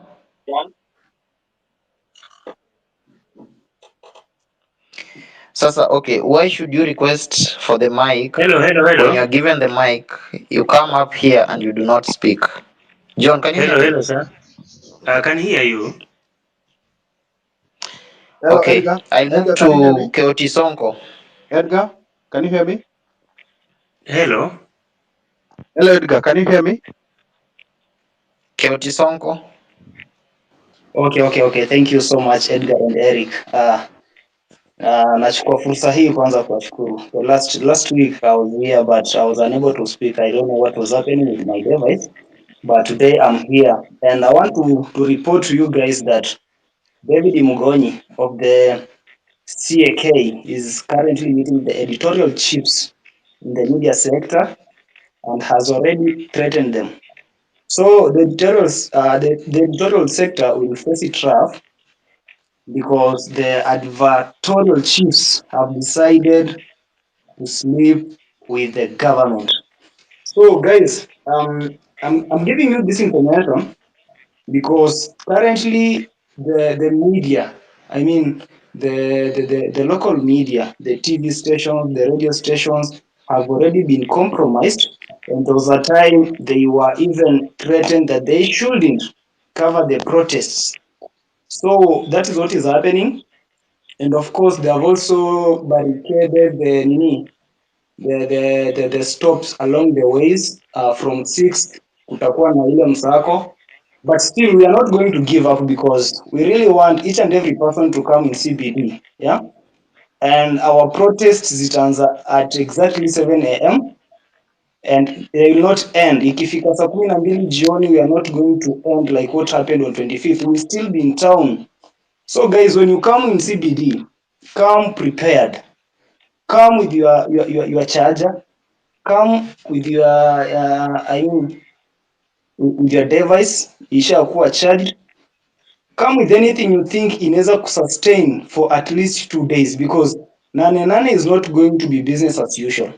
We have been crying here and there, but the government, they have not listened to us. The other day when I spoke to one only William Ruto on the live space, I asked him why he was giving a person who is a lawyer the ministry for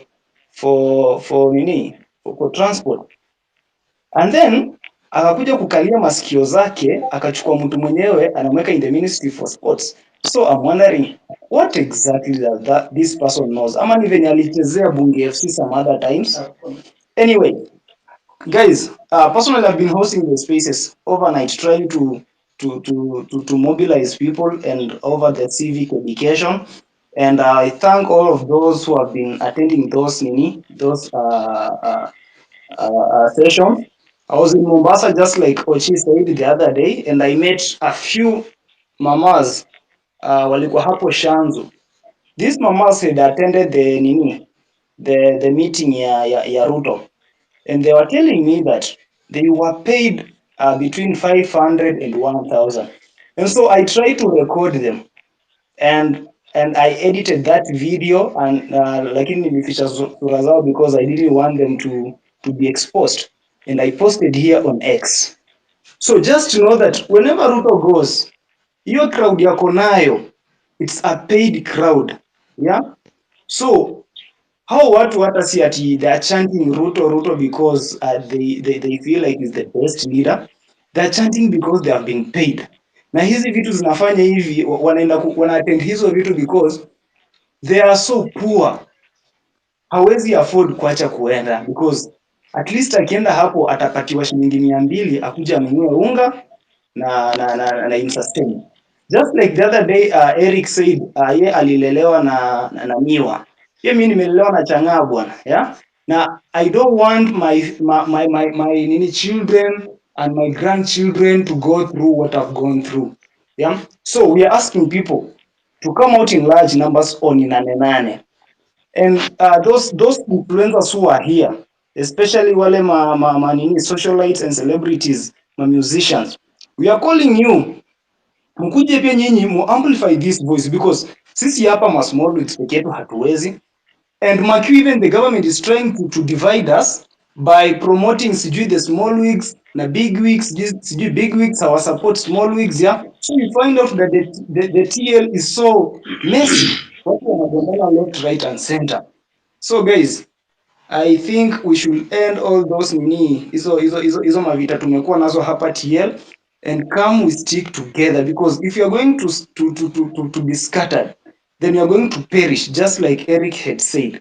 So wale mko TikTok, Facebook, Twitter, here on X I mean, Telegram, Instagram, WhatsApp, usiwahi lala kama haujongelesha at least watu 10 kuambia tarehe 8 mwezi wa 8 tuko nje hadi masaa 8 za usiku wa manane. Anyway, thank you so much Edgar na Eric.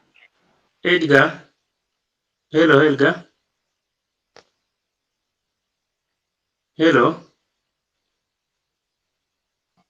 Hello, can you hear us? Yes, Edgar, it's John Osebe. Can you hear me? Yes, I can hear you. Yeah, go on. 2 minutes. Yeah. Okay.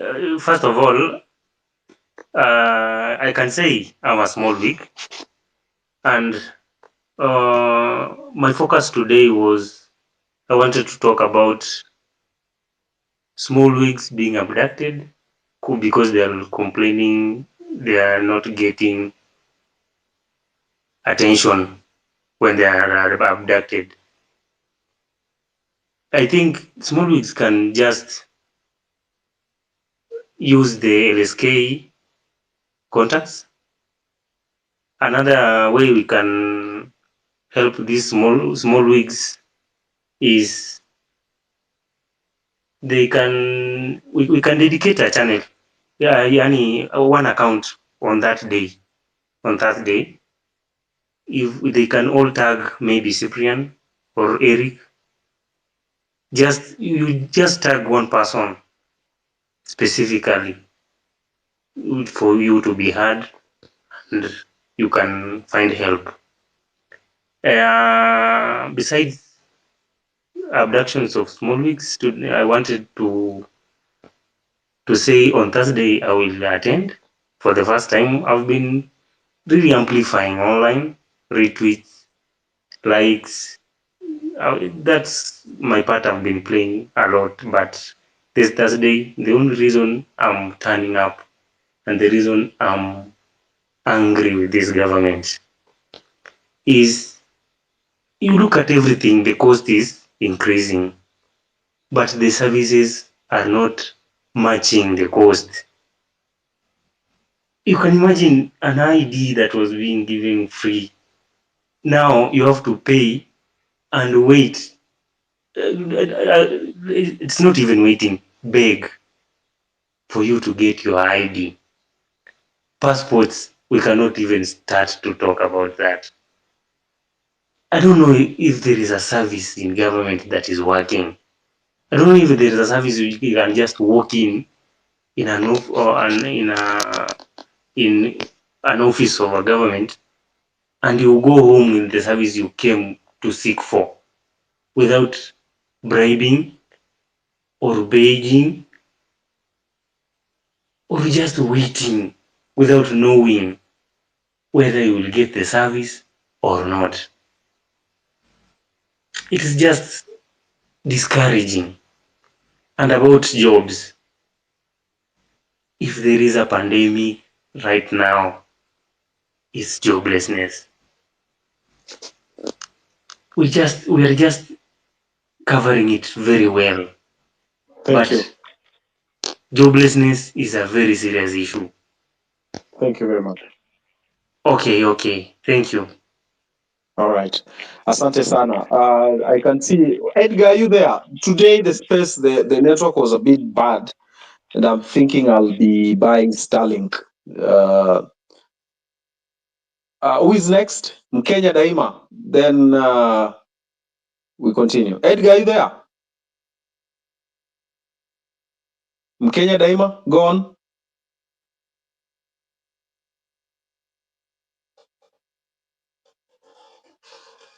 Mkenya Daima? Yes, can you be able to hear me? Yes. I'm here. Edgar. Yeah, go on, please. Go on, please. Okay, thank you. The reason why today I picked the mic is I wanted to highlight and say that this fight is in all fronts, and I sat down and I said I'm not going to be left behind in terms of taking part in different sectors. I took time to go through the NADCO report, and I've been working alongside Diana and other lawyers. And the reason why, what happened, the why you saw many politicians celebrating the NADCO report, it is because they have already stolen the future elections. When we are here fighting for how things should be done, they have already stolen the future election. And this is how they have been able to do it. When you go through the NADCO report, there are a few things that you're going to notice. One thing is they have given Azimio 2 slots. They have given Kenya Kwanza 2 slots. They have given the church a slot, the Muslims a slot, LSK a slot, and also they have given the accountants, certified accountants slots. So they are like 9 slots for the IBC selection panel. And the importance of this is that this IBC selection panel, it is the one that will choose the 70 commissioners. And the thing that I want us to know, I want everyone to know is we are not going to be left behind in terms of being on the table. That is one thing. And that is where they've been beating us. So I sat down and I said, I will not just be left behind. I'm going to go through the 520 pages of the NADCO report to make sure that I understand this report and also collaborate with other people. This is the first petition that will be presented to the parliament that I am part of. I don't care whether I'm a villager from Sekuru. For those who know me, I'm a villager from Sekuru, and I've been mobilizing for Nane Nane from Sekuru. So I don't care about that aspect. Right now, I've realized that we are not going to take a back seat and say, oh, watatupangia. No, we are going to be part of those conversations. We are going to be on those tables whereby even when things go wrong, we clearly know that there is person for us. There are people who are telling me, Mkenya Daima, whatever LSK, the church, and the rest of the people decide to choose a youth. No, these are things that we demand. Youths and people living with disabilities have always had a representation in every aspect of our country. Where is it that when we come to the critical issues of IBC selection panel that is responsible for how we select our leaders and everything, that the Kenyan youths have been left out? No. Next week, we are hopefully that we are going to have a petition that will ensure that we get 3 slots as youths, 2 slots, 1 female and male, and also people living with disabilities. So we are looking for petition that is going to amend the law from 9 slots to 12 slots, whereby we get a position.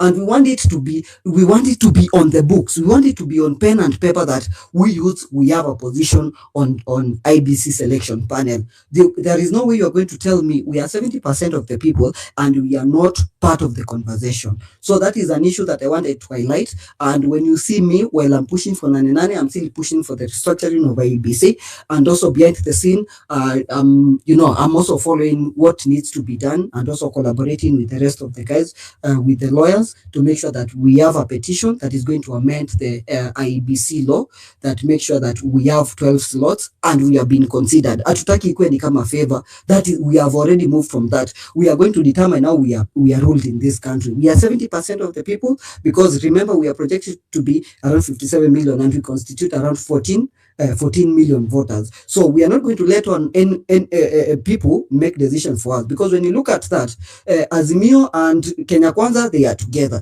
The church, it's no doubt they are in bed with the government. So 6 or 7 slots out of the 9 already, those people are in bed together. So we don't want them to steal future elections, because that is what they have done. That's why you saw all of them signing the NADCO report and they were very happy. So that is something that I've been highlighting, and you guys, you need to understand. I want you guys to see the impact that has when we are furthering the agenda of making sure that we define the Kenya we live in. Eric, Cyprian, and Edgar, thank you for the opportunity. That is the issue I've been highlighting. And behind the scene, I'm pushing for the petition. I think this is the first petition me as a villager I'll be part of, as a guy from Mukabani in Sekuru. And I'm urging you, when you see it, just support it. Thank you, because I'm pushing fast to make sure that we are part of the conversation. Thank you.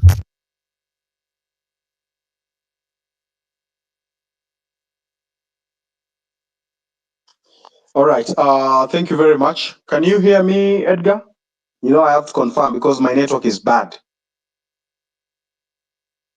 Cyprian, can you hear me? Eric, I Yeah. think Edgar can't hear you because he just communicated with me in PM that he's not able to hear anybody on the space. Okay. Thank you very much. So, I see Billy Mijungu.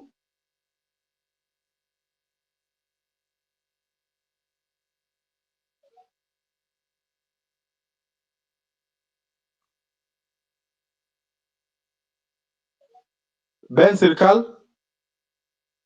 Yeah, yeah. Thank you so much, Eric and Cyprian and Edgar, for giving me this chance. I will go very fast, and I have taken my time. Every evening after work, I go to Givenchy Gardens.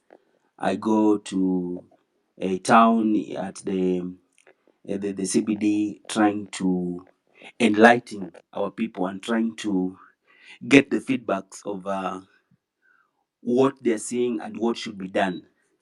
And I've come to realize that it is true that we have a problem in Kenya. People can see the problem, but the challenge is that so many people do not understand the causes of this problem. We are only trying to deal with the symptoms. I think the problem is very, very deep, because the executive wing of government is not working, the legislature is not working, the judiciary is not working. There is nothing that is working in this country. Even the families, the social fabric of a society is torn totally. And I have analyzed this problem, because if you want to analyze a problem, then you first understand the problem, you try to get the evidences, and then come up with recommendations. And if you talk to so many people in the streets, they're saying that the recommendation we have is protests. And you see, if we look at protest, that's a political solution for a political problem. So we've decided to have a political solution, but the problem that we're having as ourselves is that we are not ready to get organized. Because in my opinion, the political class have organized themselves. The minority of them have now organized themselves, and they have divided us into groups. They're categorizing us into the rural areas and the urban areas. So they've realized that this protest is going to be strong in the urban areas, and now they're going to campaign and give goodies and lie to the people in the rural areas. So I think as we move forward, you need to understand that the politicians have gathered, and it is important, however much we are trying to avoid this problem, it is important that we understand that for us to have a political solution, we have to get organized. I know we don't trust each other. There's the problem we're having. There's a lot of mistrust, but we need to risk to trust some of us. And I think on way forward, the only way we can have a genuine solution, because we realize that we have the solutions and we're trying to tell these people in power to come up with solutions, but the content of their character cannot allow them. So I think it is important we identify a few of us so that when the IBC is formed, we need to take over the legislative wing of this government.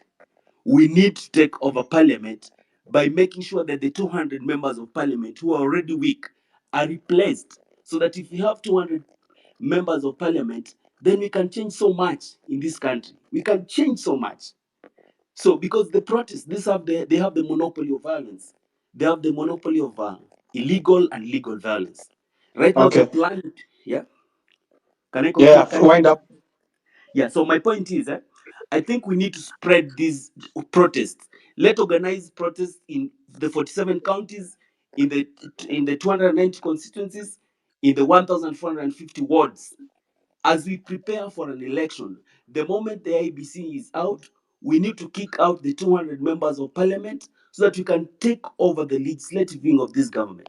If we do that, then we can change so much, and people, even the public, can see that we really have an end to the protests that you're trying to organize. Thank you so much for the opportunity. And you can go to my channel is in the TikTok, Ben Sirikala. I'm trying to do a lot of civic education in the streets, in the churches, everywhere. I'm trying to make everybody to join us, understand that we have a problem and all of us must be part of this solution. Thank you so much. Thank you very much. Godfrey? Godfrey?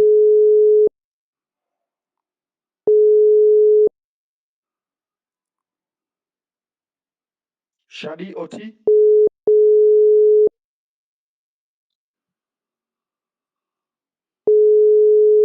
Yellow Book?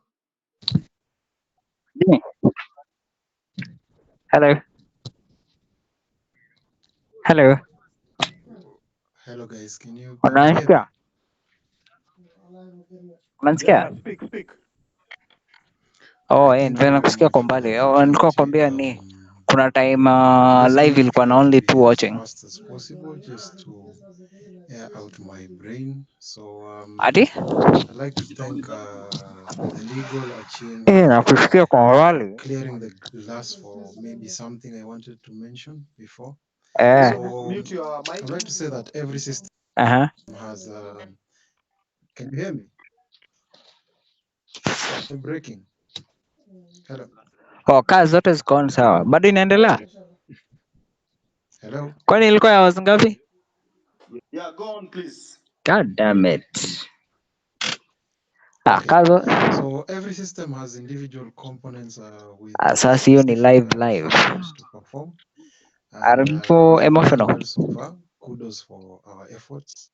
It's over time. Eventually, we are Okay. becoming smarter with time. But Haya, sawa sawa. Sijui kama utaweza I kustream feel like OBS we're moving na nini too TikTok. slow. That's my naive point, but allow me to explain why.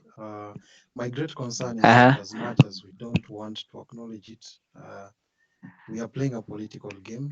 Haya, sawa, no Worse problem. enough, Alafu honest sunike. politicians, people who have a sense of humor, were Asante. mentioning the acute networks. So our movement, it has caused a great shake, and it has resulted to response that none of us expected, actually, because we wanted to benefit, but only the political class is benefiting now. How are they benefiting? They are becoming united. Why are they becoming united? For their longevity. Because they are threatened and they need to keep their jobs. So has it worked? Yes. For now, maybe. Is there a way it will fail? Yes. How? I'm going to give you my brief idea, which I don't know if people are going to agree with this, but we need a system. Sadly, a political system. Why? Because that is the game. Thanks to Achieng for wiping our glasses again, clear. This is the reality we need to come into light with. Short term, we are in the streets. But long term, our previous generations and our future generations require us to effectively implement these Delulu ideas that we have. And eventually in the future, they want to see us implement these ideas. So we should we wait for the streets to win to create a system? I don't think at all. I think we should start now. We need leaders, Yes. if not movers. We need to Yeah. have a legislative arm, yes, our own, not really Okay. LSK. We need a communication team. I think that will be easy if we have a communication team and we have strategy after having a clear one vis-a-vis our demands. I think it will be easy for us to make these people understand what we really want. Thank you very So much. thank you so much for the opportunity and keep up the good work, guys. George, Yes, sir. Thank you so much, Eric. And Edgar, good to see you. Stay free, please. Maestro, I want to go back to something you said about 2 hours ago. That as we are fighting here on Twitter, there are people on the ground laying down foundations for the systems that we would want to effect the change that you are looking for. And I want to point out two things only about our seeds in agriculture and something Honorable Bogo said earlier on about vital organ transplants. And I want to give a very personal story about the vital organ transplants. My own mother has a cornea in her eye that was transplanted to her on the day that they were rejecting Miguna to Hi, come back into Kenya. Hi. If you remember is that this back in better? 2018. Yeah, it That is. very day, Amen. my mother's How's the day? cornea had arrived at the airport Wacha from tu. Florida. Blame And the Ruto reason waongelee I maneno. had Wacha tu. ordered Kesho a kwanza niko cornea na for my her from media Florida review. Nataka is kuingia, because there is our a own document I systems need in to prepare and Kenya send to had my line failed manager before us. my review kesho. My Okay. mother had a cornea Mm. transplant So will you from a love to do cornea that that later or right was now? No, later. I've taken a break harvested from and work. I'll do it. Nataka akili ipungue donated kidogo and to then I'll do the it. Visa Oshwa In that case, my hospital issues will be very, very in summarized. Loresho, You know what is. across the street from Sinyaru Yeah. Street. You can see my screen, right? And the Yes. problem with that is Now me, it's an I'm having Indian a, run hospital. as in, I'm trying to And figure out they run Hmm. these why donations is of it that vital organs, this been my, but they do not use those organs on Kenyan this been my recipients. assignment. They send the premium vital organs I've to only these India. 3 assignments. So when you Mm-hmm. hear somebody, and And this is going to shock most of you, is that is it they are that going there's no to India a for heart chip that I can transplant, use badala ya they are kushinda ati I'm going to going through all India for this kidney nini? transplant, No, they are kuna. going to India for cornea The only transplant. other way is, you see Chances the task are that we were given those corneas before, like are for from you Kenya. guys, Mhm. And so ingekuwa ni sisi we tunafanya hii wasted a lot donkey of work. money on the Unachukua first link, una identify bus stop penye iko, procedure on my unapestia mtu mother mwenye atakuja achukue hiyo link tu aende straight to because the bus they stop. gave us Achukue hiyo a link very aende poor straight to cornea. the beginning of the street. And Achukue now hiyo we link, had sasa to sisi ndio repeat tungekuwa tumeweza kuzidivide.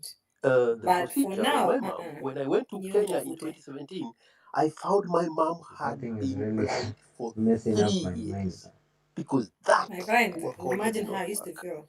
So I worked with a doctor, professor of My medicine, God, because now Professor I'm Irako, just now find and I myself told in her, a I situation want you whereby to now I'll advise have to me. open this link. If it was your Mm-hmm. mother, I go what and would open you my do? own Excel sheet. And she said, if it was Mm-hmm. my mother, I would Na get her nianze premium kunukuu. cornea.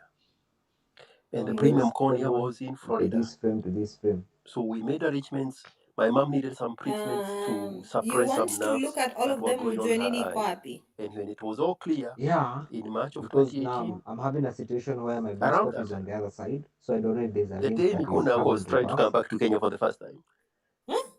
she had a cornea transplant Yeah, in the evening because the cornea was Nimetuga delayed at the yesterday airport right because now. of the fracas of Miguna. And she was told, come back tomorrow at 10 o'clock. Yes, let me look for. And I was on a video call with my sister as the nurse was removing the dressings on my mom's eye. And immediately she started seeing. After 3 years being blind. And I'm only saying this to point out what you said. There are people Na on the naona ground saizi Henry is saying making about putting systems 2 work images. for Was that the us. position? Putting 2 And images. what Yeah, of the Honorable Bogo signpost alluded to. before the bus As stop we are and after fixing the bus stop. things, Ini, also I think need this to is fix the unusual. issue Just to of confirm that vital organ I think ni donation kuwasaidia and kuqc. vital Mtu organ akisema there is transplants, nothing so in front that of the bus, we are not akikuja being kuangalia shortchanged. ataona hakuna picture. Ukiandika there is a no Our stop own or people are the ile ones parking donating. sign, Most of akikuja the time, and kuangalia I will kwa tell bus you stop this, anaiona. most of the But time, us we never did this. you don't something even new. know Oh, that your okay. loved one who passed away had their vital organs harvested. So we need to mainstream that aspect so that our Naona own venye hizo people vitu ni heavy. benefit Oh man, it's from not those a joke. procedures and we stop going to Acha sasa ni detail. ung'ang'ane utafute ukose kwa hiyo link Chase a utoke heart kwa hiyo link that utafute was kwa the next one. Hii kazi Remember the nakwambia Friday, for hours. the Friday that I left you with Caroline, you can get into another meet. harvested at a public Can hospital in you believe I Nairobi. slept at 7:30 a.m. Hii kazi ni Nilienda stress. link by link, and then I'm asking myself, nikilala 7:30, I'll miss the meeting at 9:30. Na labda hapo ndo watu wanapatiwa kazi. Kumbe hata watu wako wanapatiwa kazi, ilikuwa upuzi tu. Later Stupid on, busybodies. in my Mi nilichoka. I got tired. Hii kazi si ngumu but inataka tu for business, concentration ingine. I formed My a eyes are logistic not the company best. Lazima that uconfirm. deals with transportation of those same Wacha tu nikae. vital organs. The hearts, the kidney, the liver, Wacha tu nikosane na Henry hapo. the cornea. Wacha tu. To be quite honest, I think to some And degree, so Henry when has in the done comment me a section, favor. when Honorable Bogo was saying a Don't heart blame me. is about 33 million Hiyo Kenya shillings, kunitoa. Henry has done me. Mingo nimechoka. it's a little bit more like $1.5 million. What happened? I don't know. But if we had those procedures done in Kenya, That's new in town. because Okay, sorry for that. you know it or you don't, No. those Not vital at all. organs are being harvested from Not our at all. loved Trust me. ones that have passed on. Mi kazi nilikuwa inachoka. That's an Me, area I'm we need telling to you, fix. kuna siku nimetoka job hivi. Nikaanza Area hii number kazi two, very at briefly, around 6:30. we have been Nikaichapa talking for mpaka the longest time about around 1:32. the agricultural Nikaamka seeds 3:30 problem. am. Nikaichapa I mpaka only have two brain 7:30 cells. ndo Sometimes it's nikaingia only one that kitanda is working. kulala na So when nikaamka I by see a 10 problem, kuattend hiyo meeting ya I Henry. immediately activate We, a solution. nilikuwa nimelala for 2 hours and then sasa nikimaliza meeting ya So Henry instead 11 of inaanza us my normal job. talking about the When I problem tell you I of was getting exhausted. GMOs and Bill Gates and this, they are doing this to Yeah, us. that's exhausting. Kulala tu asi mchezo bana. Kwanza How it messes about up we your whole create day, man. systems that work for us? Hii kazi ilikuwa How inanichosha about we create sana. our Mpaka own version we of a global nilingia seed historia ya vote Vala for Kenya, for extra money. for East Africa, Not Not for for myself. Africa. There Not is to a kill known myself. global vote, seed vote, that is in Norway by the Arctic Ocean. This guy. So Yeah, we have that those they said indigenous they're not seeds. supposed I to saw be you, nice, they Maestro, said. posting some very So now the first name colorful seeds, including those of maize, is that are indigenous to Bronx our and sub-Saharan East region. on 77th Street. Those very seeds are the ones that the This one. Mexicans are thriving in the native Indian places of Mexico, because they are holding dear to their culture, their traditions, and their Bronx agricultural and seeds. So those colorful East on corn, 77th. maize seeds, where's that's East what you would see 177?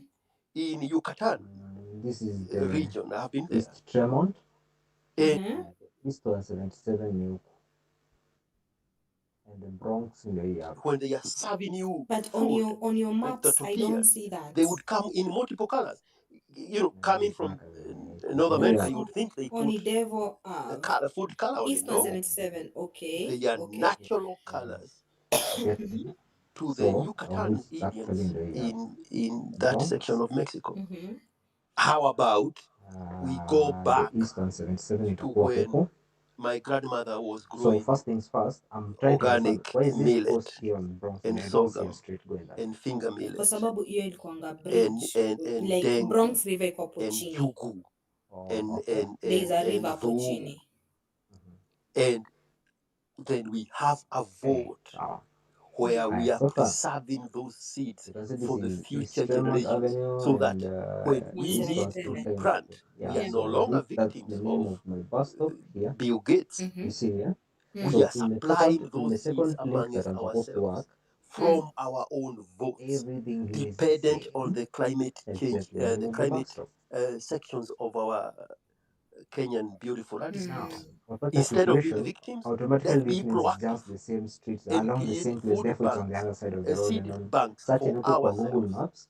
And the reason I'm Look so at it, insistent immediately on get lobby it groups, special interest groups, is because No, you those never do special that. groups, if you are a farmer You from the always Rift walk on Valley, one if side. you are a farmer from Ukabani, Yes, where but now Jugu I wanted to show you and that Imeji Dengu come from, then those farmers would form a nilikuwa special natembea tu interest group Kotoni wako that they can nikipata come kabisa on the other together side of the road. and lobby a member of parliament to push a bill in favor of their special interests, so that we are no longer victims of Bill Gates. We have people in positions of power that are shaping policies towards what is favorable for us.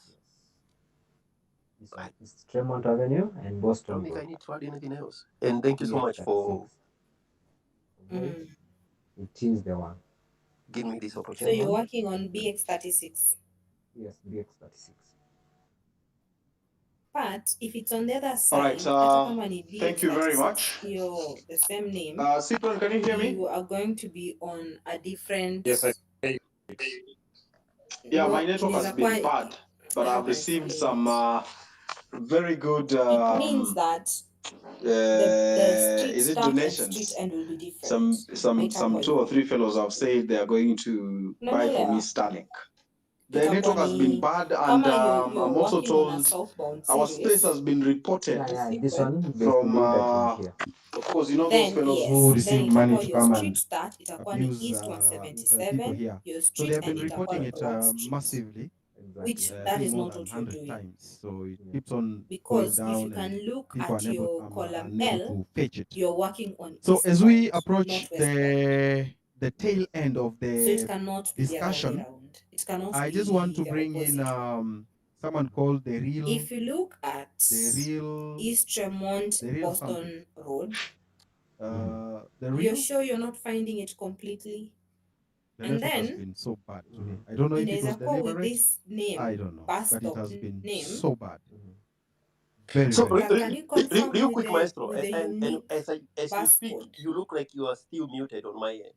There is a special offer going on So pick that bus code Starlink in for and Kenya. kwa Are you MTA. familiar what Let's that just price is? confirm. I didn't check, but I think even there as you is. go to Can you hear confirm, me, George? one thing to Yes, I can hear mention, you. hii street yangu iko na Yeah, I think it has gone down hii to hapa na hii hapa. 39,000. I think so. Okay, now one That of them 9,000, inaitwa nini na ingine that is inaitwa nini, because 40,000. it could be ndio hizo. Yes, but I the, was the, the I was monthly it's a very funny name. subscription remains 6,500. It's a queue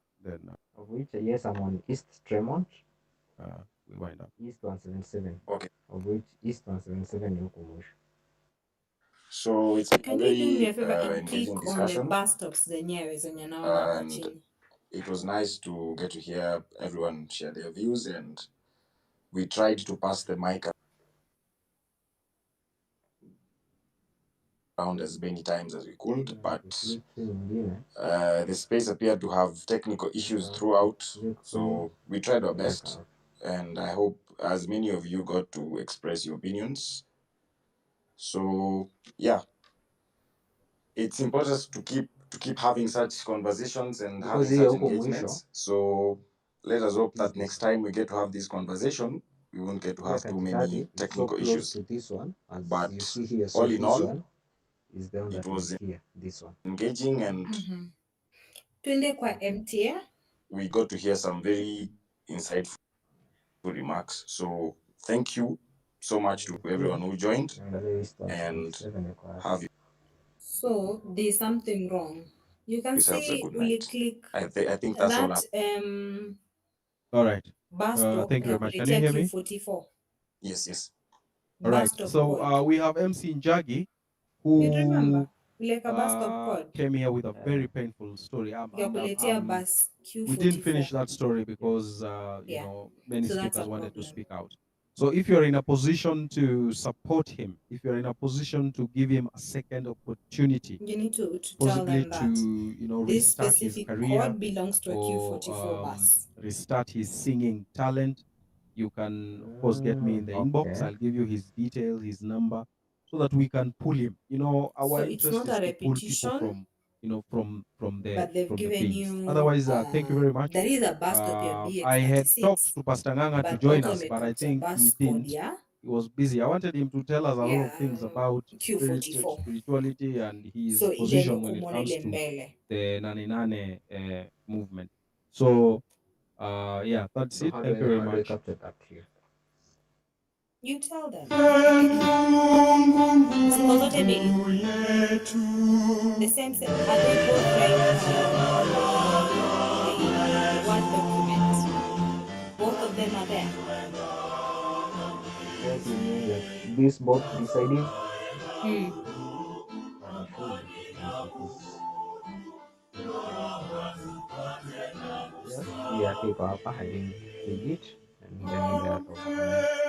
I was feeling that.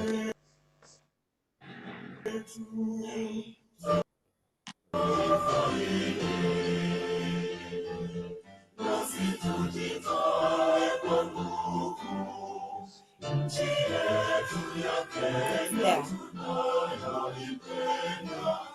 So utafanya hiyo kazi yako venye umefanya, but please anote tuambie ile ya BX44 depending on that code utaandika sasa on your notes that you put all the entries. I still put the entries. Yeah, see code iko hapo. You can't leave it blank. Before that, you're doing on BX36, yeah, amepiga bus of 044, Q44. Kwani mnafanya nyote the same one? But now this is a Q44. Actually, huyu amefanya kazi after me. Hebu chukua hii bus code yake to confirm.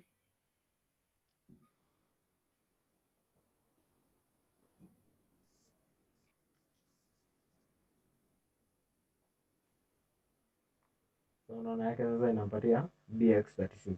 Yake ni BX36. Mbona amechukua BX44? Kenya amefanya nini? Amekuja hapa.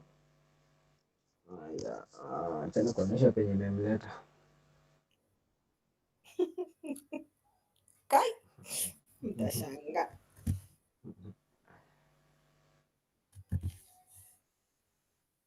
So, yeye amekuja aka consider this one. Mhm. Then akaulizwa, are there any signs after the bus stop? Asema yes, there's a sign. And what is the sign? This one here. Yeah, there's another bus stop. Which is the Q44 yenye amechukua. na ni sawa, then that's okay, provided that's not the bus stop. That is not the